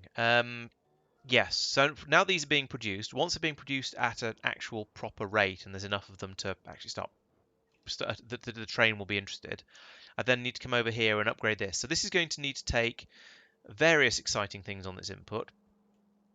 How have I got this all wired up? Okay, like that. So on this side, we've got the insights and the significant data coming in, so that's fine. Then here we've got the Science Pack 2s. Those also get loaded in, and then we've got a belt to take it all away here, which doesn't go anywhere. Okay, fine. Then we're going to need to send in another. We're going to need to send in the catalogs here, the catalog 3, and also whatever the extra component is that you need for the Science Pack 3. So Energy Science Pack 3 needs holmium solenoids. Oh, and that's just holmium cable plus holmium plate, so that's pretty easy. I can just shove in another one of these assembly machines here, have it pull from here and from here, and it'll make them. And then I can just pass them up a belt over this way. Trivial. Yeah, that's really easy. I'll get over there and do that pretty much straight away. And then I need to bring a belt down from here, get them onto probably another belt here, run it along next to this one, going underneath all of this nonsense. Round here. Is there room to go through there? No. Have to go through up here perhaps and then cut down. Oh dear, this is going to be messy. Then across here and into probably this one. I think it goes 1, 2, 3, 4. Yes, it does. So yeah, I'll need to get into this this splitter here. I need to make sure I get that right this time. With the biological one, I screwed up and I had this belt going into here at one point. It was just dumping all of the Bioscience 1 packs into a chest here, and then they were flooding around the belt and ending up in this chest here, which is why this one did at one point have 5,000 in it. I've got through quite a lot of those now, so it's dropped down a bit, but at one point that was a bit silly. Okay, how am I doing? I've got 26 of these solar panels. That's potentially enough for now, to be honest. I know I've asked for 40, but I think that's going to be okay. I've got the railway lines. Have I got signals? I have not got signals. What do I need to make signals? Green circuits and iron. Okay, I'll grab some of that on the way out because we've got iron in there and we've got green circuits in there. I think I need more iron than that. And then I can make signals. Hooray. Okay, buzz up here. Is it this one? Yes, it is. Oh, power. Power was the thing. Let's get some more power in down here. Yes, I'm quite proud of that sushi belt. It's ridiculously over the top and was a lot of fun to make. I say a lot of fun to make. It was a headache to make, but a headache in the fun way.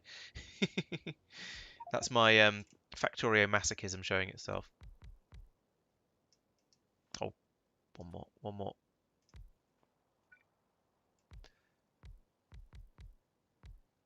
Yeah, it's a sushi belt that is capable of taking up to 32 different types of science input and just sushiing them all together. I think there's only 27 in space exploration, but it's capable of doing 32 if I expand all of the inputs to get it together. I'm proud of it in a sort of a this is disgusting kind of way.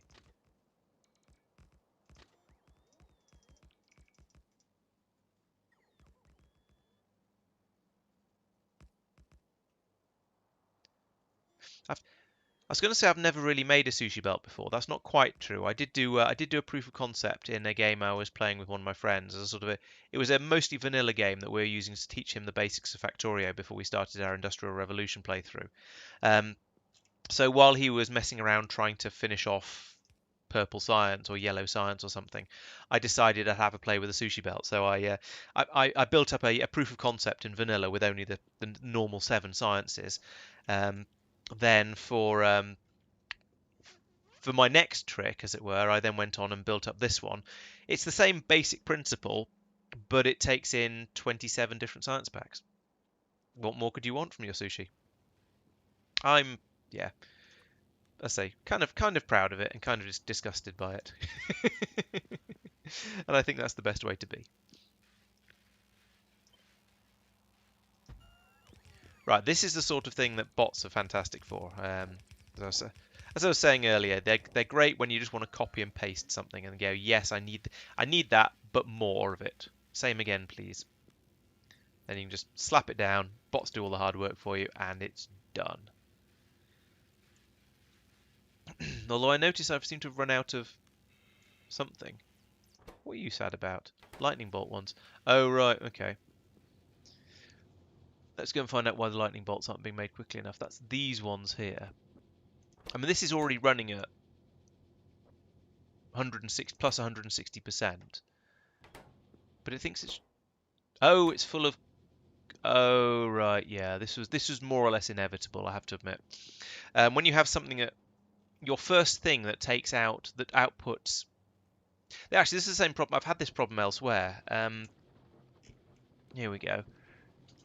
So there's not enough storage space for this coolant. So this pump will produce more of it whenever there's less than 10k, but somehow we've... Hang a trout. What?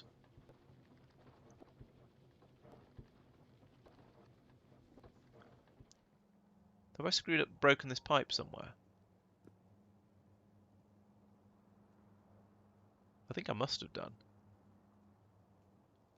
Or maybe I just didn't plumb it in up at the top. I haven't plumbed it in here. What?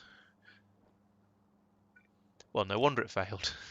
This is the problem with fluids in this game. You can break something spectacularly like that and not even realise because the fluids will flow out into the pipes, fill the pipes up, and then once the pipe is filled up, then they'll fail on you.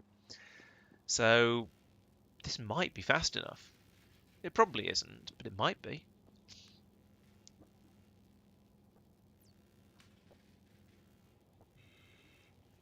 It's going at about half the speed of the one above it, I think. So it's not going to be fast enough. I think I need another one of these machines in there.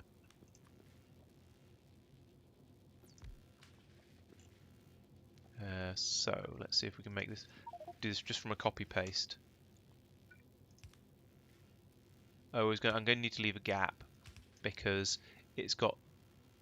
Don't know. Yeah. No, I don't actually need to leave it. Who designed that? Honestly, should know better. Copy, paste. I don't need to leave a gap because I can rotate this one so that matches. Eventually, there we go. So that matches, and the next one, when I put more in, will match as well. FP? Is that some sort of what do you call it? Factorio calculator, I presume. Yeah, I'm not going in and doing. I'm not doing the maths. I'm doing it by seeing which ones are short and then just adding more machines in. That way lies significantly greater sanity in my experience. The other way tends to drive me up the wall. All right, I'll believe that there. Factory plan. Okay, yeah. So a calculator basically. Yeah, I can't be bothered. I've tried 2 or 3 of them and they're all just absolutely horrible to use. I'd rather just go in and throw the buildings down and see what happens.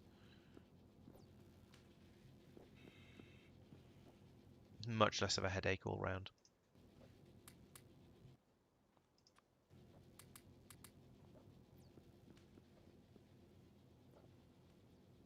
Oh, that's probably excessive then. Crikey, I'm short of I'm still short of power. Oh, it's these particle accelerators that are using all the juice.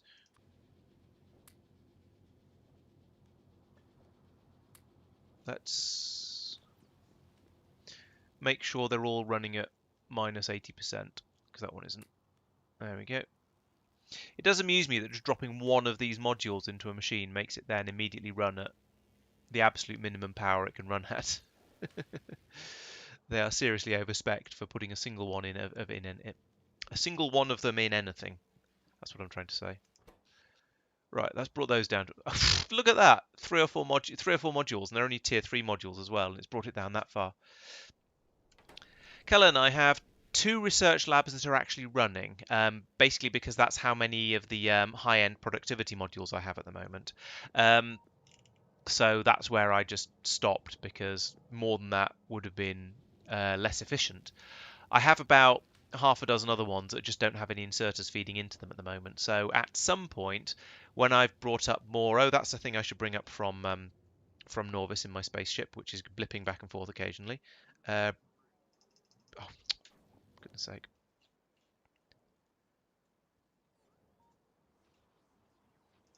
Pin, give me an icon for it. I'm gonna.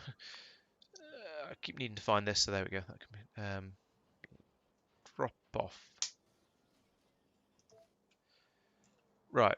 What was I saying? Yes, I'm going to add productivity modules to this requester here.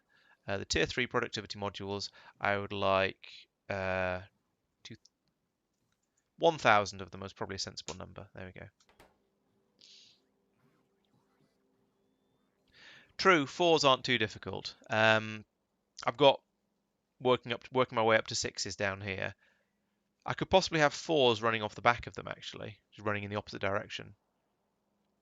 Nah, the button there is good enough for me, to be honest. I don't, it's easier to remember what the button is than to remember what hotkey I arbitrarily decided decided on for it. Right, these are all running except that one and that one. That's weird, but okay. So these are. This is definitely growing. So I'm producing the lightning bolt things faster than I'm using them up. The swirly things I don't seem to be making quite quickly enough. That's this one, yeah. What's your sound? Oh, oh. There's not enough coolant coming in. Crikey. That's a new one. I haven't had that problem for a while. So I'm going to need to come to... Oh, no wonder there's only pairs of machines doing it. Right. So, I mean, there's plenty of this, obviously. There's not very much of this, and so there's not very much of this. So I just need probably 2 or 3 times it. I could just module them, couldn't I? Since I've got all these in my pockets. How much does that boost the speed by? 40%. And it's knocked the power consumption down a little bit as well. How many slots do they have? They've got 4. Okay. Let's give each one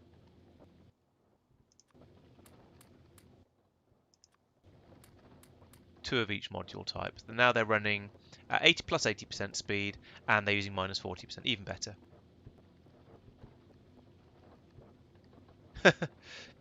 Oh, hey, Kellen. Welcome to the other chat as well. Are you watching both streams now, or have you just dropped back to one of them? Let's pick that up because that's all useful stuff.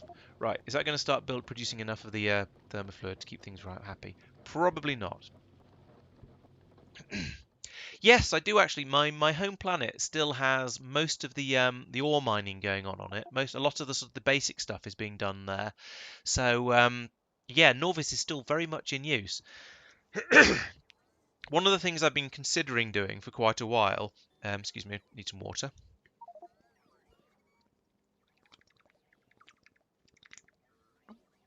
One of the things I've been considering doing as part of my upgrade to using spaceships a bit more heavily is to start just having core miners on every planet I go to,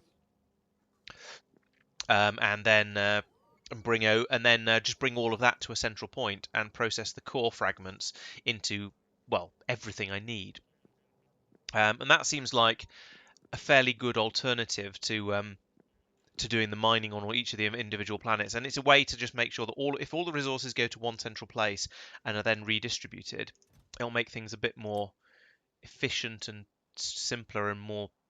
I feel more straightforward. Whether that's actually the case, we'll find out if I ever get around to doing it. But it seems like a good idea somehow. What did I come back here for? Oh yeah, coolers or hyper coolers rather. Let's get some more of those hyper coolers. That one. Go. Thank you.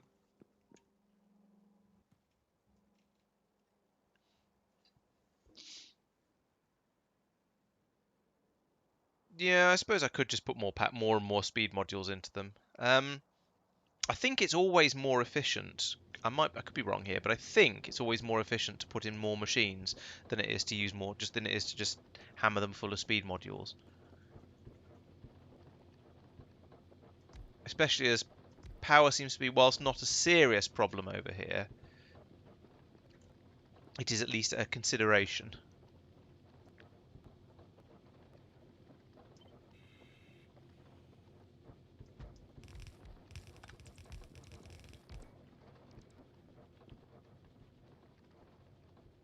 And I oh yeah, I have enough power now because I put the modules in the particle accelerator, so we're fine there. Now we've got twice as much. In fact, now we've got twice plus 80% as much. Plus 80% doubled? Oh, I don't know. Those sort of numbers anyway. We've got a lot more thermofluid being cooled now, so... Still not keeping up, though. Okay, time for some more.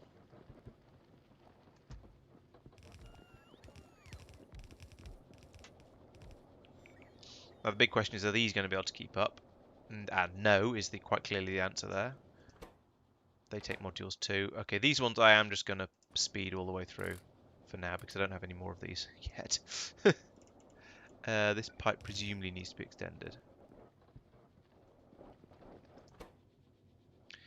Oh, these take so long to run, even with the speed modules. How slow is this? It's 200-second crafting time, and even with the two speed modules in, plus 80%, it's still going to be a minute or so before it finishes.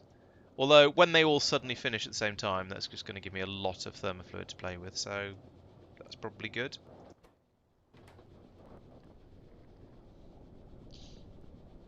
How are we getting on? It's not at zero. It needs to do quite a bit more filling up before we can call that good, but it's not at zero, so that's... In fact, that number is going up. So I think that's probably alright. Each time we get that sort of flickery thing, it ends a sort of 2 or 3% higher than it did before. Maybe 1% higher than it did before. I think it's going up. Yeah, it was, maybe only goes up by half to 1%. Anyway, it seemed to be working. Yes, I'm very deliberately using the resource efficient one because and putting up with it being slow because I want to produce as much as I want to get be as unwasteful as possible. There we go. There's some good Englishing.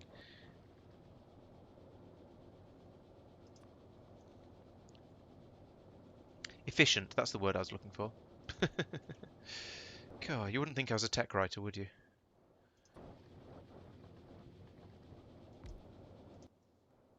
What?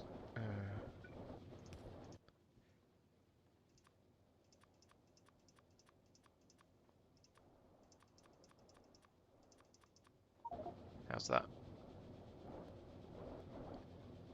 Okay, we're using the minimum amount of power. We're up to 220% speed. Let's power is plus 20%. That seems acceptable on these ones. Oh, plus 220%. Oh well. They're not really making much of a dent in the power consumption. I mean, they're there. You wouldn't expect a thermal radiator to really use very much power, would you? Because it's just trying to get rid of heat as much as possible. So, so the more power it uses, the more heat it's going to have to get rid of, and that's insignificant compared to the power of the force. I mean, the power of the particle accelerators. So yeah, you're quite right. They use almost no power, so that's fine like that. Okay, this is now, yeah, that's going up. Well, it's gone up. It was at 5% before. Now it's wibbling around 12%. So yeah, I think that's probably okay. Has that fixed the problems up here? Is this all happy? And so that one's okay. That's backed up all the way. So we've definitely got enough of these of the Black Widows coming through. The lightning bolts are okay as well now. Actually, that's good. It's just the swirly things that are struggling. Which ones are the swirly things? Swirly things are another particle collider. Right. I might need to put in another swirly thing machine. Is that under a beacon? Yes, it is. Okay, let's head up and put in another swirly collider. Maybe another two swirly colliders, actually. Because it doesn't feel like one more is going to be enough.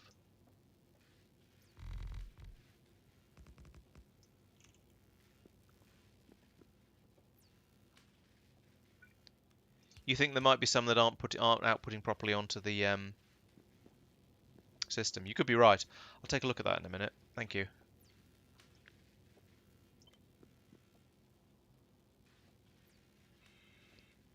Okay, that can go there. Oh, this is going to be a difficult one to wire up. And by wire, I mean pipe.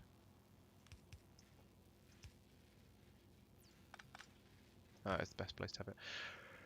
Because we've got to get this super chilled thermofluid round here somehow. I knew this was going to be a problem when I built it, because it's all crammed in too much because it's working with the belts from all the other things around it. How am I going to do this? And there's a supply of it down here, so for now, I can do this. That'll get the second one working. I said that'll get the second one working. Nudge, nudge, hint, hint. There we go. So I've doubled the output there, and I've got speed modules, of course, so I can put them in those. And I've got any efficiencies? Yes, I have. How are you doing? There we go.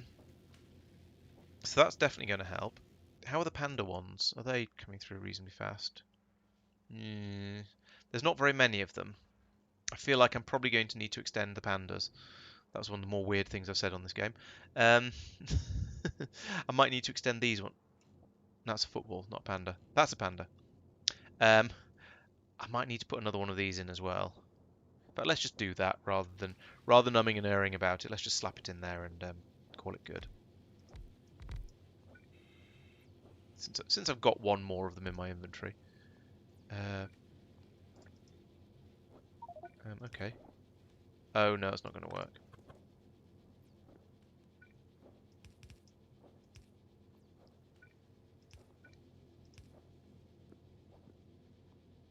And then across the bottom. Like that. Inserter, exerter, and a way of getting rid of the hot stuff. Right. There we go. So it's running twice as fast. It's not in the influence of that beacon, which is a bit of a shame, but I don't think it didn't look like it really needed to be. I've only got one speed module left. Maybe that's something else I should be ordering from Nauvis. But having doubled the speed of it, it may be okay. And all of these are running with only, and that was with only one of them. So I think Although that could be because we had a shortage of swirlies, and so now we've got now we're going to have a shortage of pandas. And yes, I know it's meant to be a model of subatomic particles, but they look like pandas when you zoom out a bit. So yeah, that's what you're getting. Okay, let's have a look at those hypercooler output pipes that you were talking about.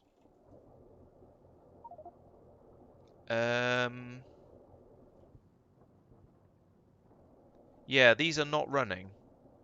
So I have made a mistake somewhere.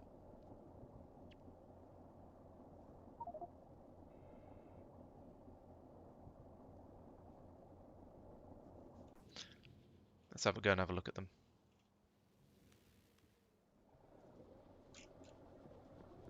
Right, why are you not happy? Because you're full. Oh, you're full of warm. There's a pipe missing there. There we go. Gloop, dump it all back out into here, and yeah, so that should now fill up really quickly. Well, it's at 30% now, and it was at 5% when I started, so that's definitely going well. Good.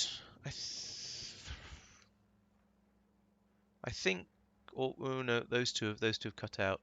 Oh, those three have cut out. So there is definitely a shortage of something still. I probably need to put in more of this bit. These two. I've run out of particle colliders for now, though, so it's not going to happen just yet. And I feel like they're outputting them reasonably quickly, but they're obviously not doing it quite quickly enough to keep that satisfied. Okay, so here we go. Yeah, the swirly things they're running well. They're coming out faster than the panda things. So yeah, let's get some more modules. I think that's going to be the easy way to fix it.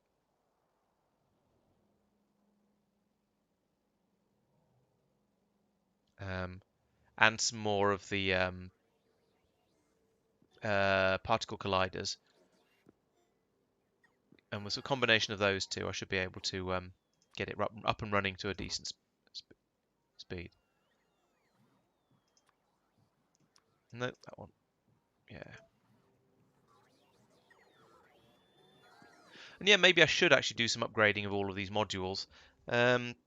It tends to be sort of a case of I get it to a point, I build it up to a point where the system is working with whatever modules it's using, and then just leave it because, it ain't broke. I have, however, run out of holmium. Let's go and get some more.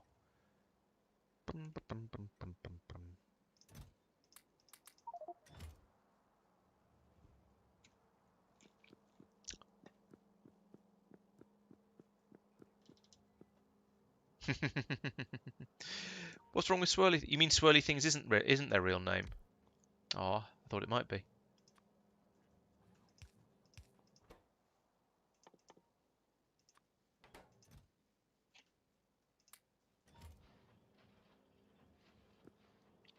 And it doesn't matter. It's like when I say the blue clouds, the pink clouds, and the green clouds. It's pretty obvious what they are. And hopefully the swirly things and the panda things and so on are also reasonably obvious. Oh,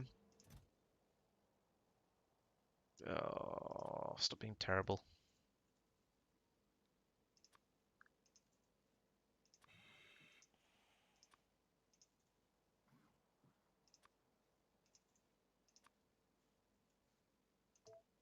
Sure, could be 100. It's not too bad. That's 100. That's okay as well. Let's take out some of these.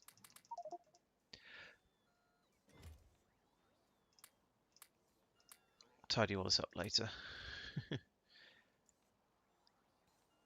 Keep the Tesla ammo. I don't need particle accelerators right now or EM facilities. Okay, so there we go. That's going to start building these things up again now, so I can grab those on before I head back out again. One thing I do want to do is put down a what's it called? The life. It's probably a life support facility. Let's see if I've actually got any of those in my inventory. Not in my inventory, up here. And then I want to do the thing where we clean out life support canisters. Oh, that needs water. Oh, maybe I won't do that here. I have water down here. This is where the ice is being melted. I have ice here.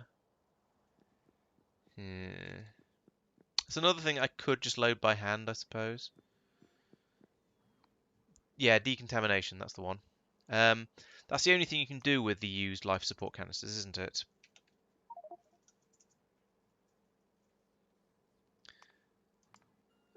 So yeah, use life support canister and water, or use life support canister and cosmic water. Oh, it uses less cosmic water and gives you it back, so it's probably slightly better. In the same way that, yeah, and that might be. Oh, it's just I don't have any. I don't think I have any of that stuff quite around here. Oh, I'll take it back. There is some cosmic water up here.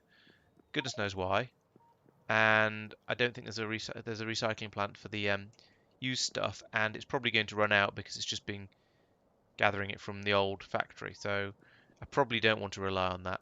Maybe I'll just not worry about it and let them carry on being brought up from Nauvis in enormous quantities. I am curious how many of those I have in my how many of the used ones I have in my space station though. Must be quite a lot by now because I've spent ages up here. I can't see them in the logistics storage though, and this is where I've been dumping them all. I can see 2.2 thousand clean ones that are ready to use and breathe through, but I can't see the dirty ones. Oh, there they are, 471. That's nothing like as bad as I expected. Yeah, the general recycling area is a good place, except there's no Roboport coverage. Well, actually, there is Roboport coverage down there. Yeah, I suppose hang on, that's not the general recycling place. There isn't Roboport coverage down here. So there wouldn't be any way of getting there isn't an easy way of getting the used canisters down here when they get dumped out of my inventory. Maybe when there's like thousands of them I will, but there's only 471 at the moment apparently, which is kind of surprising.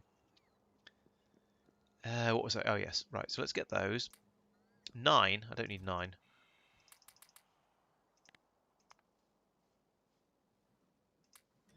That'll be enough. So let's drop those off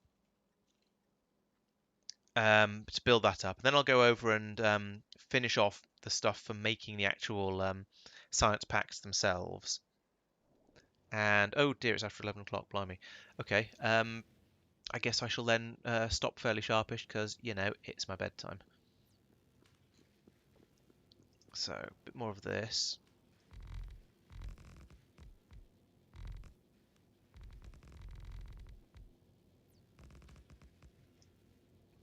Do yeah, it's still these two that we're short of.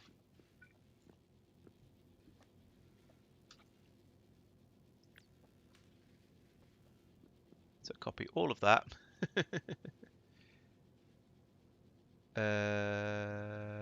What? Oh, that's that. There and there, and I've run out of space.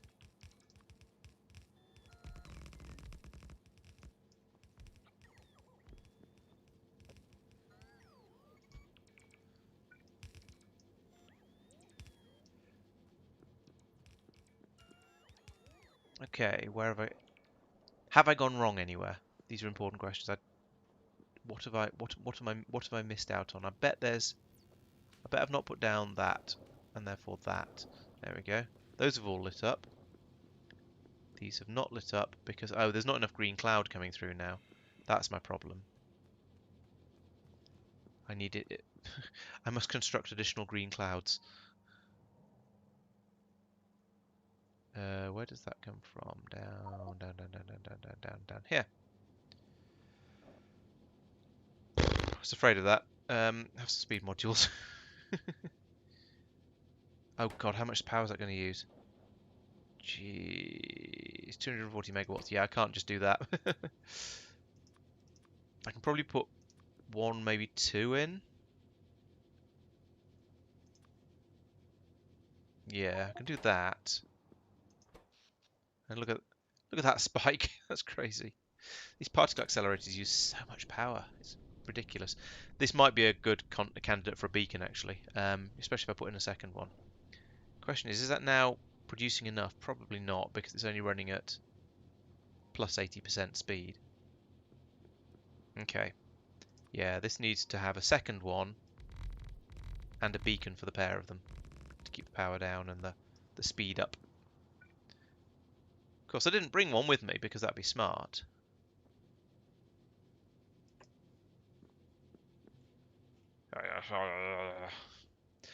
Oh well, that can wait for another time. As ever, proof of concept, pretty good. Actual effectiveness, slightly limited due to inputs. Okay, let's nip over here and get the science thermometer building building those science packs, or at least ready to build those science packs, and then I'll call it a night. So down here somewhere, yeah, here we go. This is the energy stuff around here. It's going to need a bit more of this, like that, and one of those there, and power. Power? No, inputs. Outputs.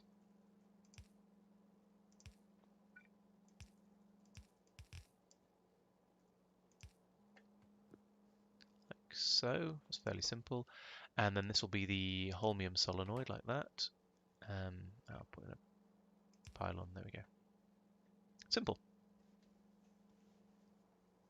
And then from here, so I'll get onto there. Good. That goes up there. That goes there.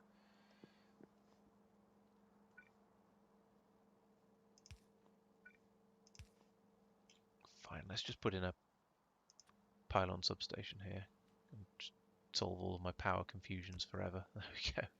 Oh, there's one already on the next one up. In fact, let's not put it there. Let's put it on this side, because then it just powers everything around here, and I can go around and pull up any normal pylons that happen to get in the way. So that'll make that a little bit easier. We're going to need an output thing like that, like these ones, for example. Go away. So untidy.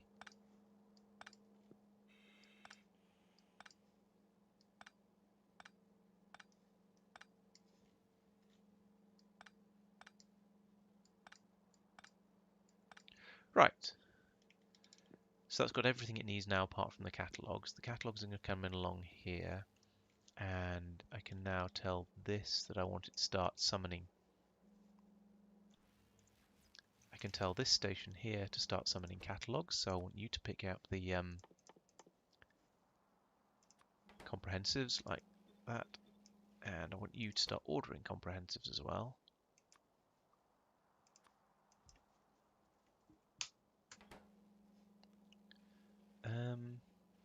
And now it'll start complaining it doesn't have any, but never mind, we can ignore that for now. So I'll get passed along there. Yeah, there we go, there's a complaint. So get passed along here. Oh, that needs to be a filter of the comprehensive catalogues to the right. So they get passed through here, up into here. Those will get loaded in on this side. We need a long-handled inserter there to get those ones in. And we need to tell this to do that one. Bloop. Of course, a lot of... Oh. As has been a...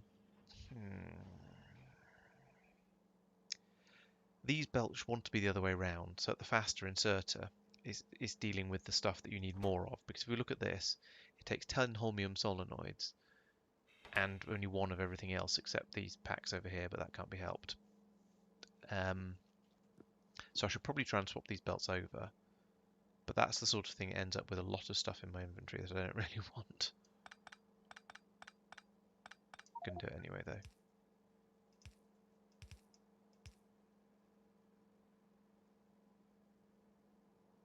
That isn't going to work.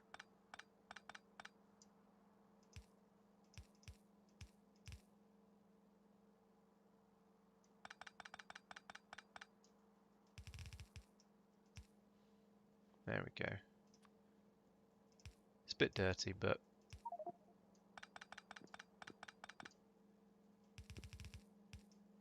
right, that'll make it a bit faster and more efficient.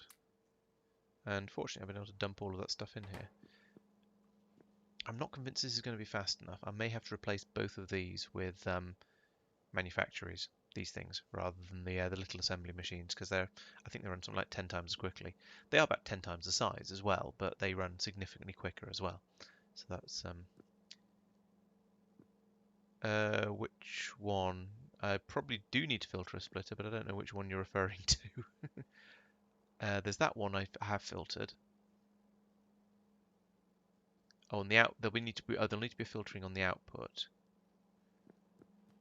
God, how do I do this over here? Is that going to...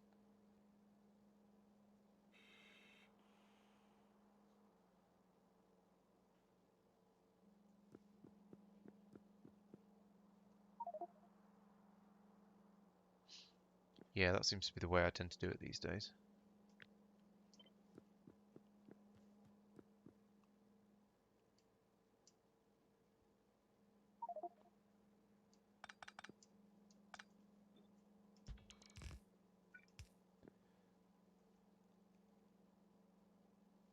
Oh, that bit. Yeah, I suppose that's true. I could have done that. That would be neater. In fact, I think yes, there's going to be other stuff needing to be in this area. So yeah, let's change that over. That's a good idea. Yeah, I hadn't thought of using a filtered splitter. No, oh, no, it won't work because it's going to have the catalogs on here as well. So there's going to be two things on this side and two things on this side. So no, it's going to have to be like that, sadly.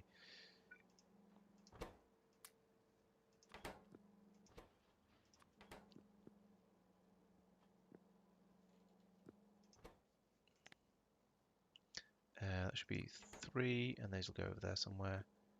These then come down here, and somehow... Oh yeah, I could bring it over here, yes. If I do that...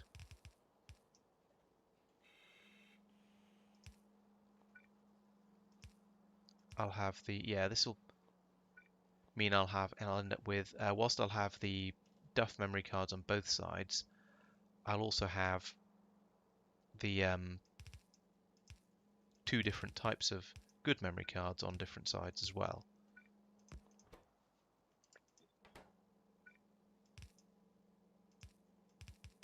So this will be my 3 and 4 coming out there. That should work nicely. This needs to be the super chilled coming down.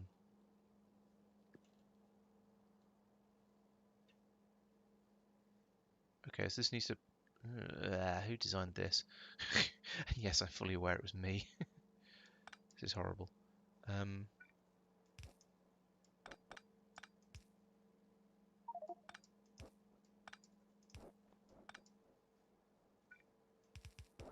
There we go. Maybe not so bad, actually. Yeah, I can live with that. So this has now got everything it needs except those catalogues, which are currently being made over here at a non-zero rate. We've got up to a nice 355 of them. So, I mean, that's a seventh of the way to having a train full. So it's not going to be too long until we have until we can get them all over and dump them in here and have science happening. I am pretty sure this is going to end up being too slow, but I'll deal with that later. Then, as I said, this belt needs to be extended all the way around here and fed in here. But I shall do that later, I think, because as I said, it's getting late. So I'm going to call that an episode there. It's been an interesting one, I think. I found it interesting anyway. I've got my little spaceship, this invisible spaceship here working. If we look down on Nauvis, it's sitting there waiting for stuff to come in. It's just got that standard little dribble of science. Let's have a look at the timer. Timer doesn't seem to be working. Don't know why not. I don't know why the timer isn't working. There's a lot of input signals on it, but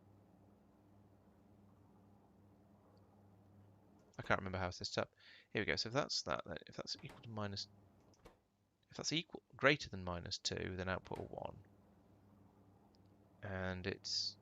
Oh, it's currently 100. Why is the distance to destination 100? Maybe we should make the speed -2. Yeah, let's make it, if speed is -2, then do that.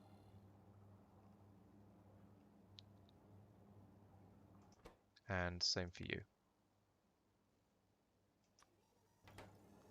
There we go.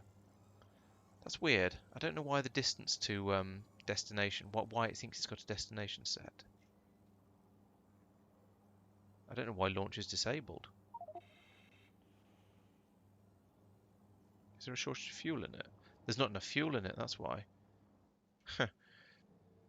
Okay, so this regularity as it's being flitting backwards and forwards has caused it to run out of fuel. Great. I guess I need to massively increase this to... Let's put it back to the 50. Let's put it back to the 54,000 it was supposed to be originally. And it'll go about half as often at least, which is an improvement. Yeah, I think rocket fuel isn't quite as cheap as I've been thinking it is, especially as around here the rocket fuel supply is poor. I need to... That's another thing I need to do.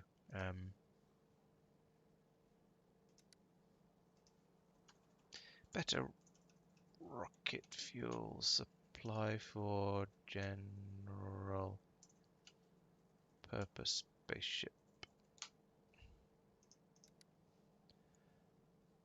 And in orbit, there are a few things I need to do up here, I'm sure.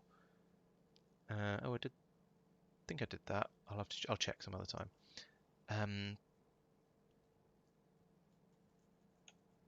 Finish making energy 3.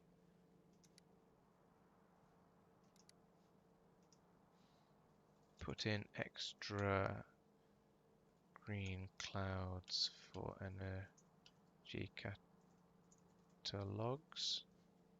Is there anything else I need to do? I can't remember. I think those are the only things I can think of off the top of my head.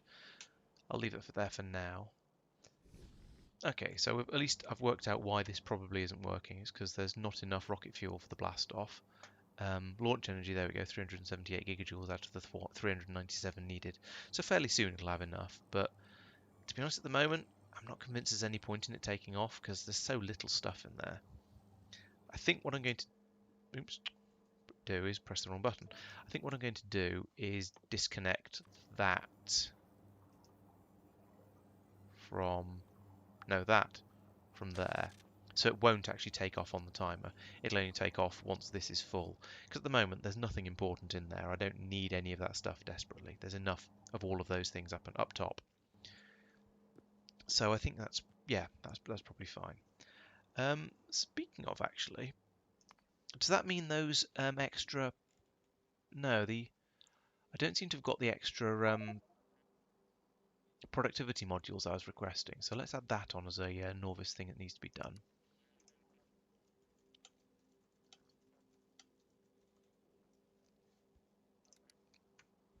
Okay, but I think that'll do. So I've got a spaceship kind of, sort of, almost nearly working in a way if you kind of squint at it. I've also got Energy 3 up and running to the point where it's being made very slowly, but there's a distinct shortage of the pandas now. Are the pandas the ones that need the Cloud 3? Yes, they are. Green Cloud, sorry. Yes, they are. So they're trickling through, and I've got the stuff ready over here, more or less, to start making the actual science packs once they start coming through. So I think that's been quite a productive episode. As always, thank you for watching. I hope to see you next time. There's going to be, I'm sure there'll be plenty of other things happening on the channel before then. I mean, there'll be videos for this. There'll be GTA videos, as you can see there. We've got plenty more of those coming out. We're still making those every week, which is good fun. I can't recommend watching those enough. I think they're a lot of fun. I can't go skiing. I'd like to be able to go skiing, but I can't because, well, it's the middle of summer at the moment.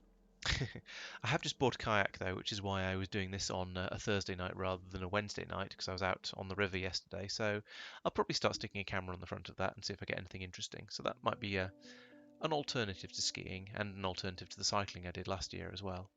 And so yeah, there's always a number of things I can get on the channel.